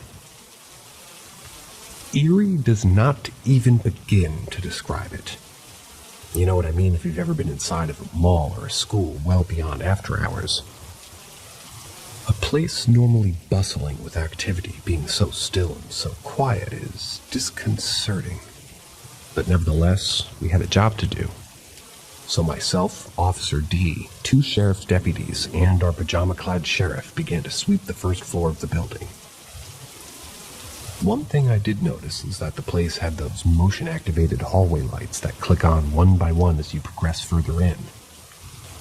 Other than that little observation, it was routine.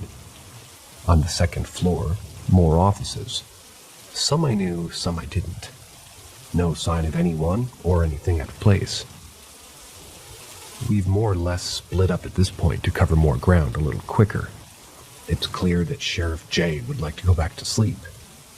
I turned a corner and I met with a long, dark hallway. No office doors in sight. Just a single door at the end, with a sign identifying it as a stairwell. On the right side of the hall were many large windows overlooking the parking lot. I began the trek to the stairwell, glancing out the windows down at our cruisers, then up to the 3rd floor. I met with the same hallway as the floor below. Windows now on my left as I moved towards the main hall. This is where all the old courtrooms are. Going into the first courtroom, I was met with a once majestic and dignified room reduced to an oversized and disorganized filing cabinet. Manila folders stacked high as far as the eye could see. It was a hoarder's dream and downright perilous to walk through. I wanted to check out the old sky bridge, but it was sealed up tight. Oh well, I search the room as best as I can and I find nothing. So I stumble out of that life-sized game of bureaucratic Jenga and move on. But it looks like the other guys already finished up the other 2 courtrooms and were waiting for me. We came up empty-handed. Well, that was the best-case scenario. So we head back down to the 1st floor and leave out the main entrance. Sheriff J securing the doors behind us. We congregated by the cruisers and we were swapping stories about what each of us saw. It's not every day that you get to explore an old courthouse at night, after all. The minutes tick by and the building has long since gone dark. The lights turning off with the lack of motion to activate them. Until one did. On the third floor, and another in succession, as if someone was walking the hallway as I just had, not 15 minutes before. 5 law enforcement officers stood stock still watching this happen until the entire hall was illuminated once more. Then, as the last light activated, a dark figure peered around the edge of the window and then leaned back out of sight. A moment of hesitation from everyone present before Sheriff J charged the door, jamming the key in and whipping the door open. The sheriff and his deputies ran to the left staircase while Officer D and I burst into the right stairwell. We rushed to the 3rd floor and both groups stopped at each end of the main hall for a moment. We had just ran down the side hall where this person or thing just was. It was a lot colder than before. I stayed at the L intersection on my side, while the deputy stayed at the L intersection at the opposite end. These are the only 2 staircases in the whole building. No elevators either. So we have this person cornered. Sheriff J, Officer D, and the other deputy then meticulously start clearing the courtrooms again. I stayed at my intersection, constantly looking between the younger deputy across from me and the hallway that had already begun to go dark again. It was a tense 20 minutes. Felt like days. But the 3 senior cops came out of the last courtroom looking baffled. Sheriff J, now looking more than awake, signaled our departure. We once again left the building, locking it behind us. There wasn't much talking like before, but each one of us took one last long look at that hallway before leaving.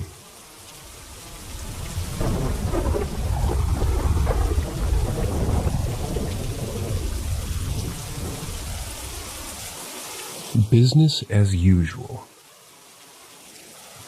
Let me say one thing. In my 35 years on this earth, I've seen some unusual things. I never went looking for ghosts. I didn't go to bed one night hoping that the thing that came to say hello was going to stand at my window, gurgling an ancient language I could not and did not want to understand. I didn't ask to spend an awful weekend with the possessed girl. I did not want to keep waking up to the sound of hysterical laughter and sobs, running to the door only to wake on the couch 3 more times, each time the entity drawn closer. Stuck in a loop that I could not escape. I didn't want 6 months of bad luck brought upon me by an owl. I didn't care to see the large sloth-like creature casually passing through my living room upon waking from a nap. The ghosts at work several times, I didn't want any of it. At first, these things scared me. By the time the event I will discuss today took place, couldn't give a damn. I had been living in Miami for a few years. I wanted to go back home to the Panhandle to start a band with my uncle. Things down south had downward spiraled enough, and it was time to move on. So I packed my guitars and a few personal belongings and hit the road north in my truck. I moved in with my Mimi and my uncle in Havana, a small town outside of Tallahassee, not far from Greenwood, where my last post took place, not far from my hometown. It was great being with family. My uncle and I started working on new songs. He bought a new computer, microphones, and all this for recording music. And life felt better than it had in a long while. I had put myself through the ringer and was ready to focus on making music and just existing and trying to be healthier. I slept in the room where we recorded our songs. Across the hall was my uncle's room. I woke up one night to discover a dark figure stooped in the doorway. The light from the computer allowed me to see how defined its shape was. I could clearly see the shape of its head, slim and black as night. It just stood there, hunched over. It was tall, most likely 10 feet or so. I knew it had woke me up on its own to try and solicit a reaction from me. It wanted my fear. I'm hip to the grift. Gonna take a lot more than that to get anything out of me. I'm more scared of people than I am of these entities. It waited there, expecting me to give it what it desired, my fear. It was just hungry and looking for sustenance. At this point in my life, I didn't really care. I had come to the conclusion that strange visitors were going to show up from time to time. I had something along the lines of, quote-unquote, "Fuck off, I'm trying to sleep, get out of here." I turned over on my mattress and fell asleep shortly after telling it to leave. The next morning, I woke up and found my uncle sitting on the porch steps in the back deck having a cigarette. I greeted him and lit my own. "Man, I had something weird happen last night," I told him. His expression became solemn. "Let me tell you what happened to me first," he said. He began to explain. He had woke up in the middle of the night to a figure hovering over him. He told me that it felt like it was trying to suck the light out of him, the life out of him, just through his mouth. He pushed at the air above him and felt resistance, like something was there, but not fully solid. He ran outside and waited a while before he could bring himself to go back inside. My uncle doesn't make things up. He's a straightforward guy. I trust him and I know that he's telling me exactly what happened to him. He had never had something like this happen to him before. When I told him that I saw the dark figure in my room, he looked baffled. We both knew that we were having a visitor that night. My uncle was very much worried about it then, but I assured him that we would be all right. He was worried about it coming back and messing with his mother and my Mimi. Never returned, though. Not that I really care, anyway. Business as usual.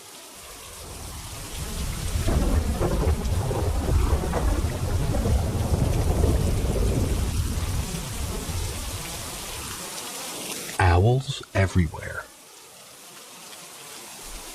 I spent a large portion of my time in the forest, and being from a small town in the mountains with nothing else ever going on, always have. Not to mention it was always an escape from the chaotic home life growing up in the train wreck that was most of my 20s. I would hike up the 20 miles or so some days, being able to just walk down the road to the edge of town and into the woods where sometimes I'd even be out well into the night before returning. A cold spring evening in 2020 was one of those nights which I still think of often. On a particular day, I had hiked farther and into a newer area of the mountain that I'd never been to prior. As it grew dark, I decided to stay out and keep exploring, reaching into my backpack, grabbing my headlamp.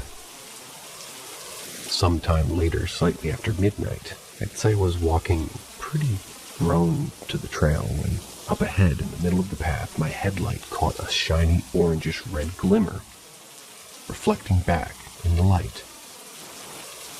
At first, I didn't think anything of it, as it was probably just glass or something somebody had dropped on the path. But as I approached, I noticed that there was actually 2 orange dots, until stopping probably just 5 feet away, I could clearly see it was not glass, but a small brown owl. I froze, not wanting to spook it, but also wondering why it was flying away. It just sat there staring at me, moving its head side to side in that fluent owl motion. Not sure how long this whole exchange lasted, but eventually the owl just turned calmly, then flew away. I continued on deeper down this trail, thinking about how cool and lucky I was to have that rare kind of face-to-face with an owl like that. The wind started to pick up, and I could tell I was getting closer to the side of the mountain. I also started to see flashes of light like orbs, first just in the corner of my peripherals, but then more direct. Red and yellow, then streamed by quickly up the trees. I figured it just to be an eye shine again, maybe from another owl, or even the flying squirrels, which are nocturnal and common in my area. That was until, ahead in the darkness and coming towards me, were two large yellow orb-shaped lights. These were on my height level and moving side to side in a swaying motion, I remember. Instantly, I interpreted this as flashlights, and that perhaps I had wandered onto somebody's private property or something. I'll add now to these lights were more of a glow and not a beam projected out like a flashlight. I instinctively just turned and ran, not wanting to deal with any bullshit or get in trouble. I shut off my headlamp once I got down to this other, more defined trail, and I kept on without much problem, as it was just about a full moon and quite bright. I continued on down the hill until my foot clipped a big tree root, sticking up in the path and sent me tumbling. I sat up and looked back to see if I saw any lights following me, and after a minute, flicked back on my headlamp to see where I was at.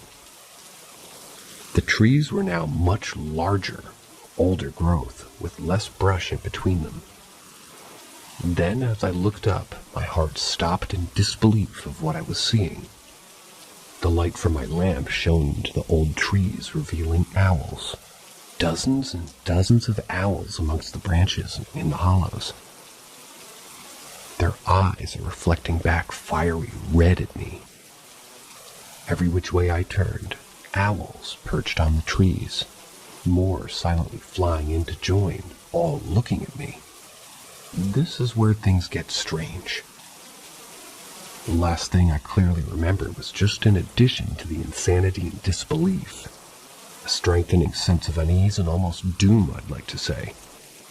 From that point on, my memory becomes patchy.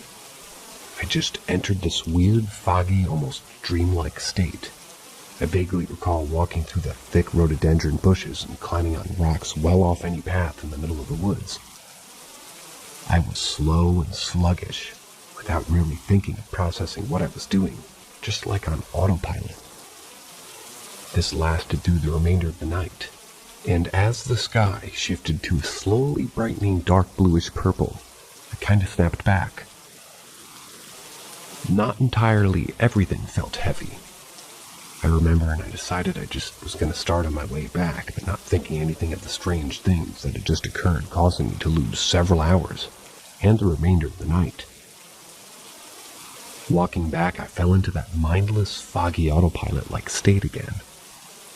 I'd be following the old railroad bed which trenched miles for a good portion of the way back, but would randomly walk off into the woods, through thorns and over trees and other debris. I was walking through one particular spot where a spring divided and cut through, making little islands you'd have to hop onto over the water. At one point I stopped. Looking up ahead, higher up on the bank, I see a man standing there facing me.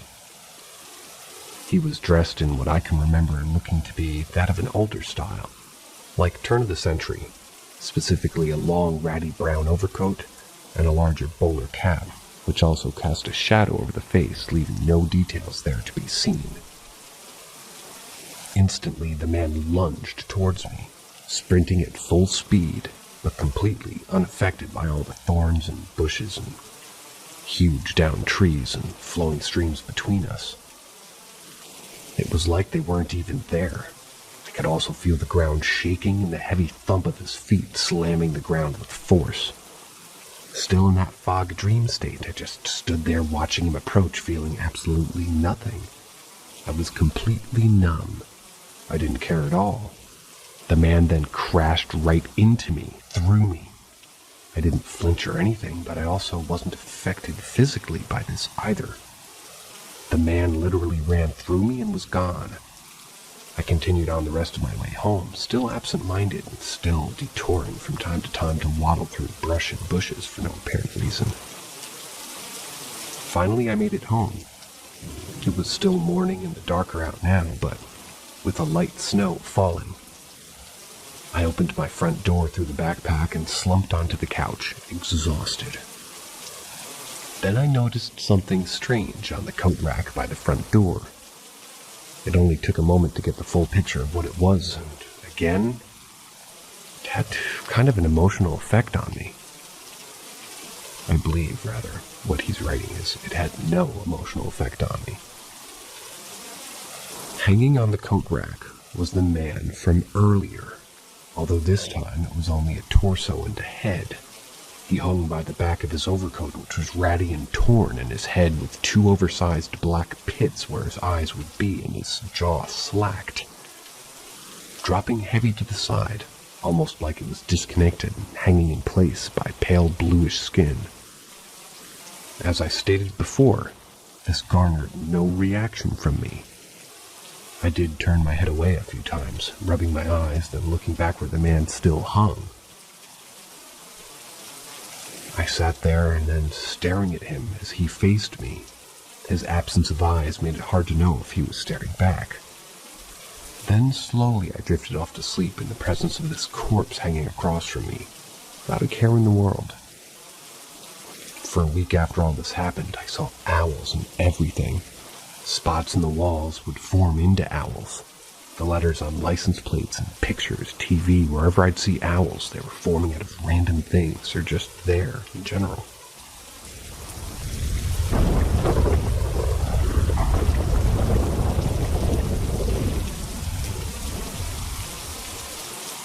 I ran to the door. I was 20 years old, living in Auburn, Alabama. I'm 35 now.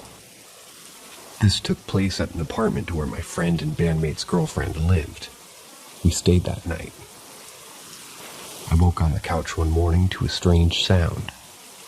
It was coming from the kitchen, which was separated by the living room by a 14-foot hallway. The sound was like a young woman laughing and crying hysterically. It sounded wrong.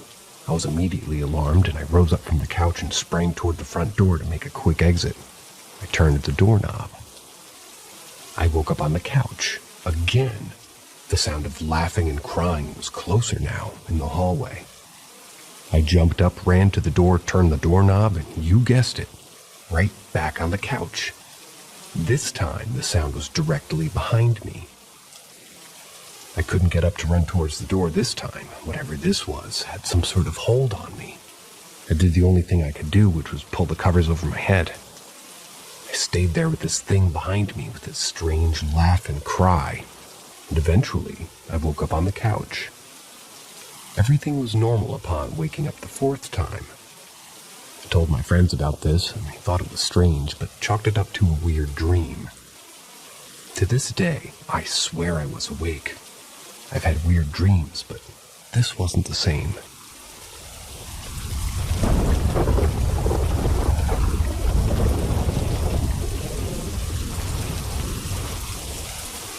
It stood at my window. It was 2007. I was 19 years old, living in an old country home in the town of Greenwood, Florida. Beautiful wood floors, large front porch, a nice back deck. It was built in the late 1800s. One night I was home by myself. My two roommates were out and about in the next town over. I decided to get some sleep. The head of my bed was up against the wall of the room. There was a big window at the head of the bed. My back deck was to the left of me, and directly on the other side of the wall. The home is built up off the ground. You could get under the deck as it was open. We used it to store rakes, shovels, and a couple 5-gallon buckets. I first heard it run into the yard from the field, heavy and fast, like hooves on the ground. It ran under the porch, and I heard it knock over one of the buckets. It came straight to my window. It stood at my window. The foot of the window was up off the ground about 4 or 5 feet. It was a tall window, as the house had tall ceilings. This visitor must have been 8 or 9 feet tall. It began making a sound, a low growling language that was completely unlike anything I'd ever heard. It was not an animal, and it was far from human. It put me in a trance. I couldn't move. I didn't particularly want to move to alert it of my presence. But it knew I was there. Why else had it come to my window but to say hello? It must have seen me before, or could just smell me. I barely even drew a breath. How long I lay there with it speaking through my window, I'm unsure. 10 to 20 minutes is my guess. Its voice was terrible. Exactly what you would expect an evil thing must sound like. Over and over it spoke to me. I'd never felt fear like this in my life, knowing that it stood inches from me, separated only by the old thin pane of glass. It still fills me with dread, but I'm also filled with wonder. It eventually ran off. I heard its departure just as I'd heard its arrival. It was a tall thing and must have some weight to it. The next morning I looked under the back desk. A 5-gallon bucket was on its side and sticking out the deck. Knocked over just as I knew it would be. There's nothing but wood for miles behind that house. Pasture and woods stretching along the highway till Kingdom Come. Down that highway about 40 miles is my childhood home where I live today. The thing that came to greet me is still out there as far as I know. Wouldn't take long for it to get here. Does it know I'm here? Will it ever visit me again? The thought sends chills down my spine.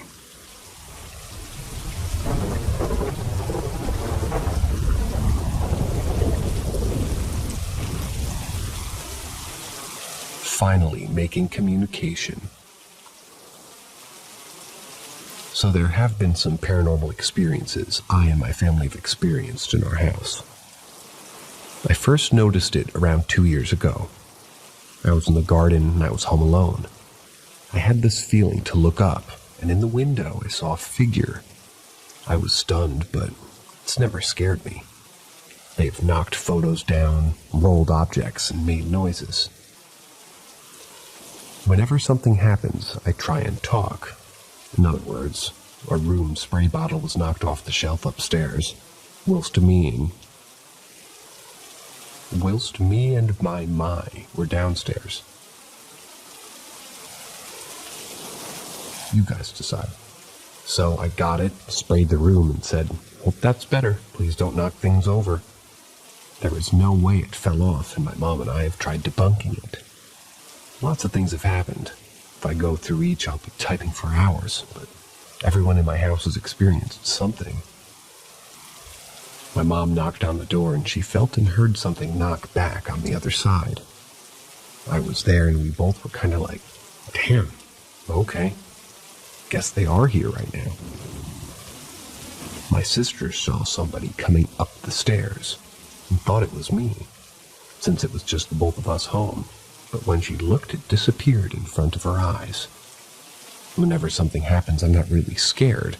I don't feel attacked or uncomfortable. It's just life and death, I guess. I got an auto-scan radio for doing the Estes method, and so far I've got "your mother," in quotes. And then when I asked about what my mother and my children, I got why. My mom thinks there's a possibility that it's my dad who died 9 months ago, but this is all slowly starting around 2 years ago, so I don't really think it's likely. I want to be able to understand why they're here and what their intent is. It's done nothing to harm me that I know of. I don't know if they're going to interfere with my life or if they're just going to continue vibing behind the veils. If there's anything I need to know or a way I might need to protect myself, my family and my house, please let me know. Also, if more information is needed about experiences, also please let me know about that. Kids playing. This happened when I was 26. I was living with my ex. At the first week I was staying there, I just felt heavy whenever I'm at the house. I always hear footsteps running up and down the stairs, even when I was alone in the house. I told my ex-boyfriend about it, and he never believed me. One night when we were sleeping, I had a dream. I was facing an old mirror, and I'm looking at myself with long hair. I have short hair at that time. And my surroundings were pitch black. The only light that I saw that time was on me, and I can barely see myself in front of the mirror. Then a child's hand came out of nowhere, and it was brushing my hair. I even had a nightmare about running from a girl. and I was running as fast as I could, but whenever I open the door, I keep on running in the same room without any windows on it. My ex-boyfriend never believed in me, but one night, we were sleeping together, and were talking while sleeping, and when I woke up, I started to wake him up as well and asked if he was talking to me while we were sleeping. He said yes. That's when he started to tell me about his nightmare that he had sitting in the middle of the room upstairs, and a guy with a cloak put a bag on his head, speaking words he can't understand. There are 3 other guys circling him, and the same guy who put the bag on his head started to throw a pile of blood on his head. Everything stopped when the house was blessed. Whenever I see kids on an abandoned house or anything like that, it scares the shit out of me because of that. I'm good with seeing anything else, which I also do, but I don't want to experience being played by a kid anymore.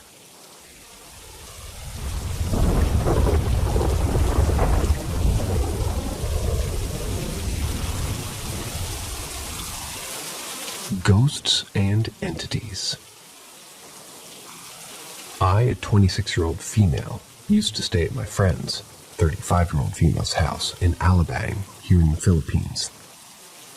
Since I'm currently working in a different city from my place, the first time I stayed there, I'm always having headaches and it feels like the energy in the house is heavy. I didn't mind it at first, but things got worse than I expected. I never experienced any of this from any other place. It all started there. I always sleep on the bed with my friend, and it always feels like somebody is watching me. I always shrugged off that feeling at first. But then I keep on seeing a woman with long hair and a white dress watching me sleep. I always wake up at 3 a.m. and it scares the shit out of me.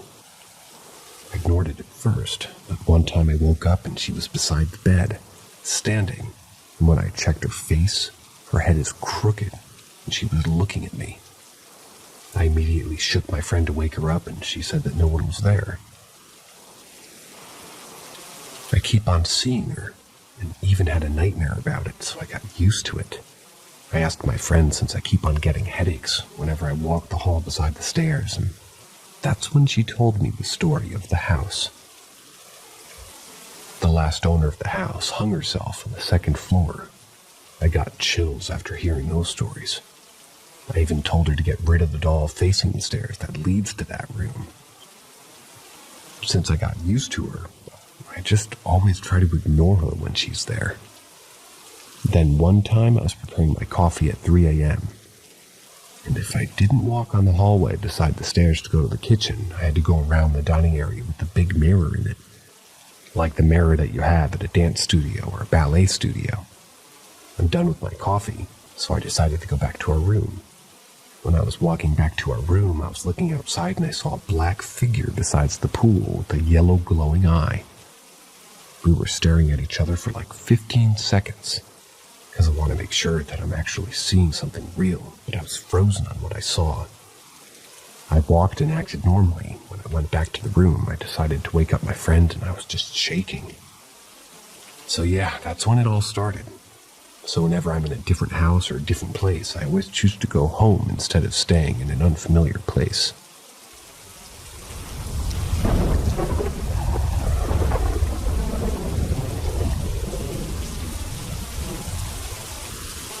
I'm starting to believe in past lives after this. Has anyone had any similar experiences to mine? So as a preface, I've always been drawn to Europe and 1980s and early 90s since I was young. 80s and early 90s era Eastern Europe in particular has always fascinated me for some odd reason. Ever since I was around 10, I've listened to 80s era pop music from the former USSR, and I felt a connection to it and a bizarre nostalgic feeling from it despite the fact that I'm in my 20s and I grew up in the US. So I'd have no reason to feel any connection to it, and I've been into 80s fashion since I was young. And for some reason it feels way more natural to me than contemporary stuff. Apparently the way I dress is so accurate to what people typically wore back then, that my mother, who's about 60, has told me that when she's seen some of the stuff that I wear, that she remembers seeing people wearing clothing like that when she was younger. Besides that, I'm weirdly able to copy, don't know how to say this word, Cyrillic writing and letters as neatly, if not neater, than I copy English, despite the fact that I never learned or know any other languages besides English. I never thought anything of these facts until recently, since I've always been a skeptic, and I lean towards atheism. But after what happened a couple of weeks ago, I'm really starting to question things. So a couple of weeks ago, I stumbled upon some videos of Riga from the 90s and early 2000s, and everything just felt weirdly familiar despite the fact I'd never seen Riga up to that point. Then in one of the videos I saw an old bridge. It shocked me, because it looked exactly like the one I saw in my dream I had a year ago. Also, in that same dream, I remember driving to an old glass market hall near the water. And weirdly enough, because I was curious, I Googled it, and there's a market hall in Riga. And apparently there is, and it reminded me of the one in my dream. And it's also located by the water like in my dream.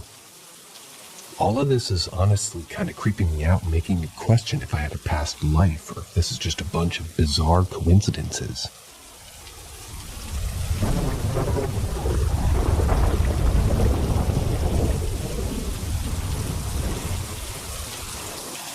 Did my friend's doppelganger just try to kill me? It happened last week, but the situation is still ongoing.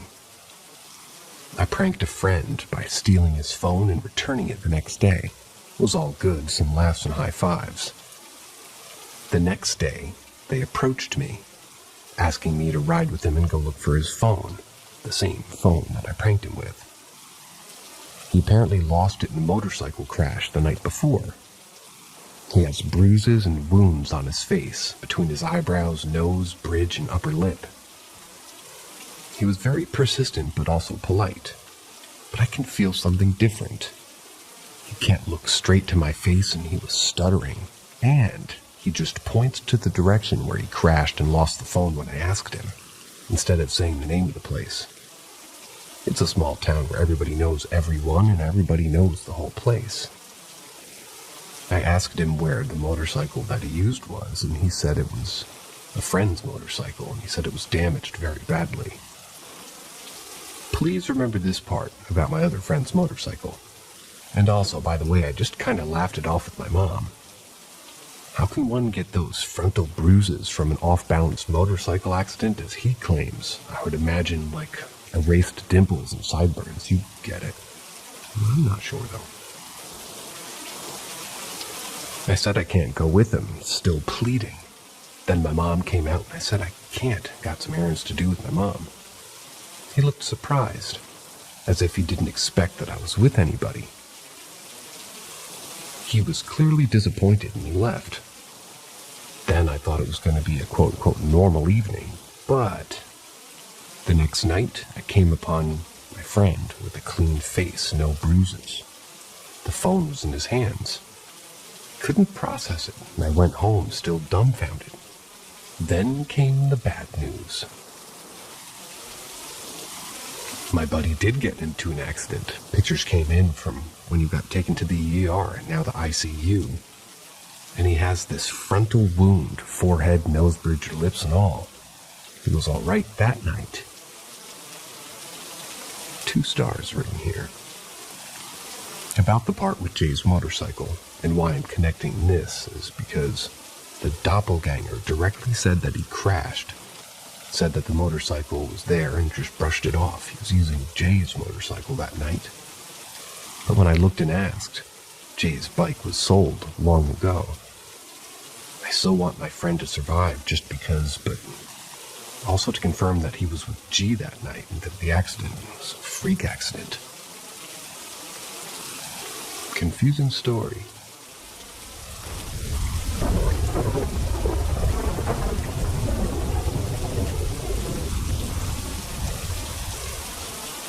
Strange occurrence on the res.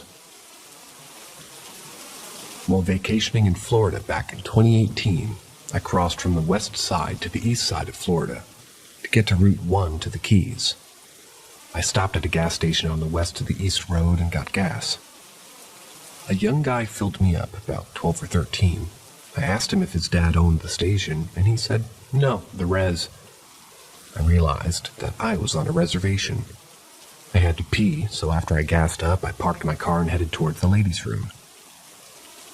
It was on the side. I saw a lady go in, about 10 or 15 feet in front of me.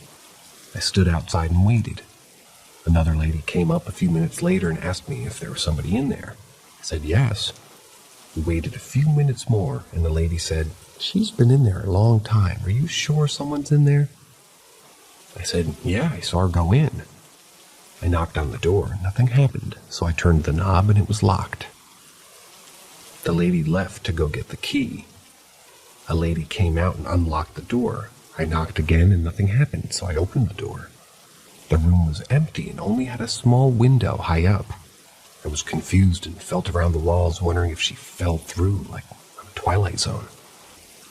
I washed my hands and left, but the lady didn't say anything and just went in. But you guys, I saw that lady go in that restroom on the res. I saw her.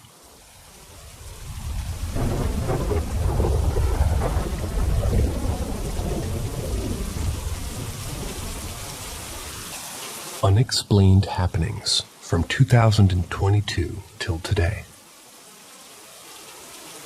Last year, I was 4 months postpartum and had a girls' night out, ending up getting a hotel room.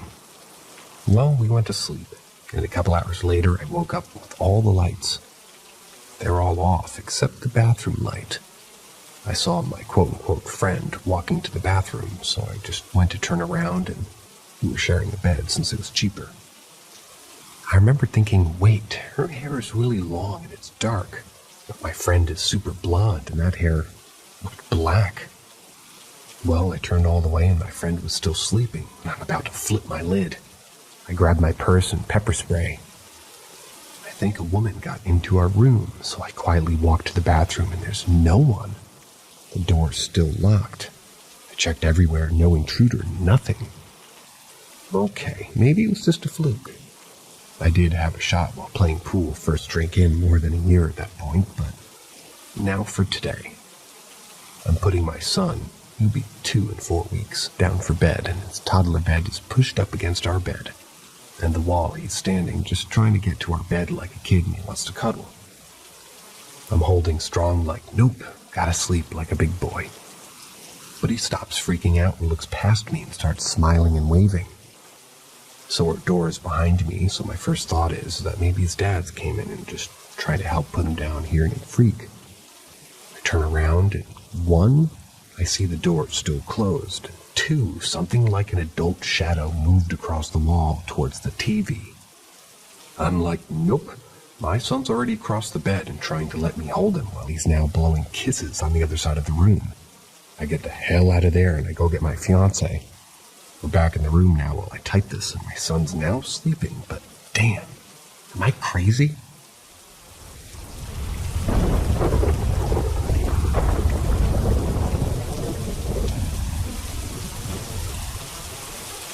My first and only paranormal encounter. When I was a kid around 8 years old, I lived in a townhouse across the street from a nursing home. The setting of day was night. My parents instructed me to take a shower. The bathroom was upstairs and everyone was downstairs, including my brother, so I was completely alone. I had to face my fears of being alone, so I did what I was told. I'm upstairs now, taking a shower. Everything's normal. Things took a change when I had to gather my clothes from my room down the hall. I stepped out into the hallway and saw what appeared to be a misty, soft glow by my doorway. It appeared to be tall, but I couldn't make out a shape.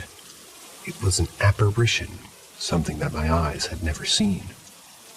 I was stuck. I couldn't take my eyes off the apparition. It felt like an eternity, but something in my soul told me to run, mostly out of fear of the unknown. I ran downstairs to my parents, distraught and butt naked. I told them that something was upstairs, Naturally, they went to investigate. Long story short, my parents felt like something had just been watching them. But my scare confirmed their suspicions. My aunt ended up coming over to bless the house, but we moved a few months after that incident.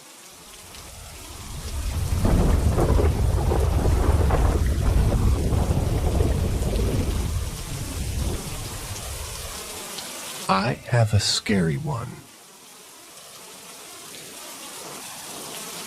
I have a creepy memory that I had between the ages of 14 and 18. In my culture, we call them jinns, and almost everyone has such a memory. I'll write the incident in a way that it's a little bit from myself using a little bit of translation, and I apologize in advance for any parts that are not understood.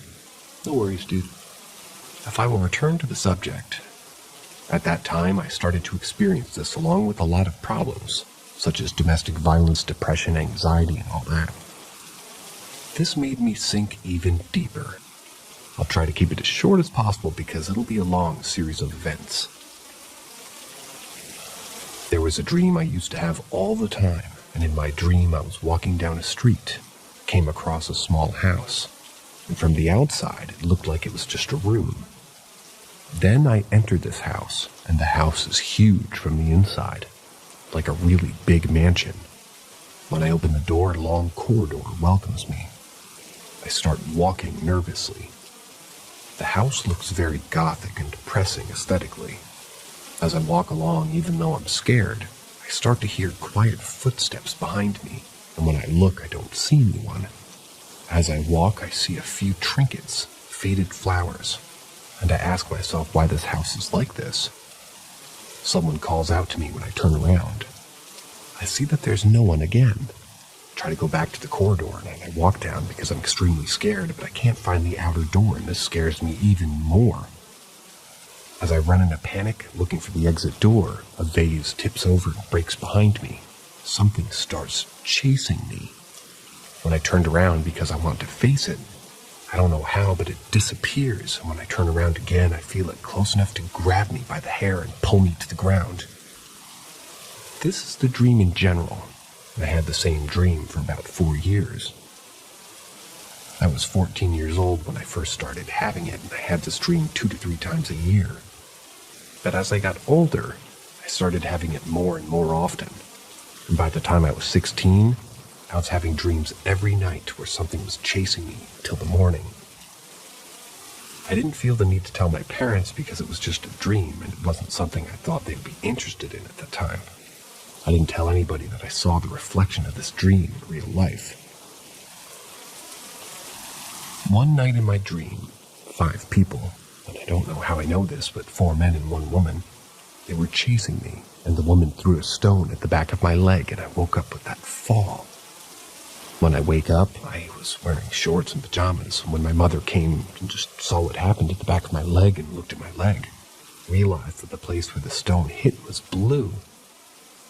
Then one day when we were gathering with my friends, when I put the glass in my hand on the kitchen counter in front of everyone's eyes, the glass hit the opposite wall and crumbled right in front of our eyes.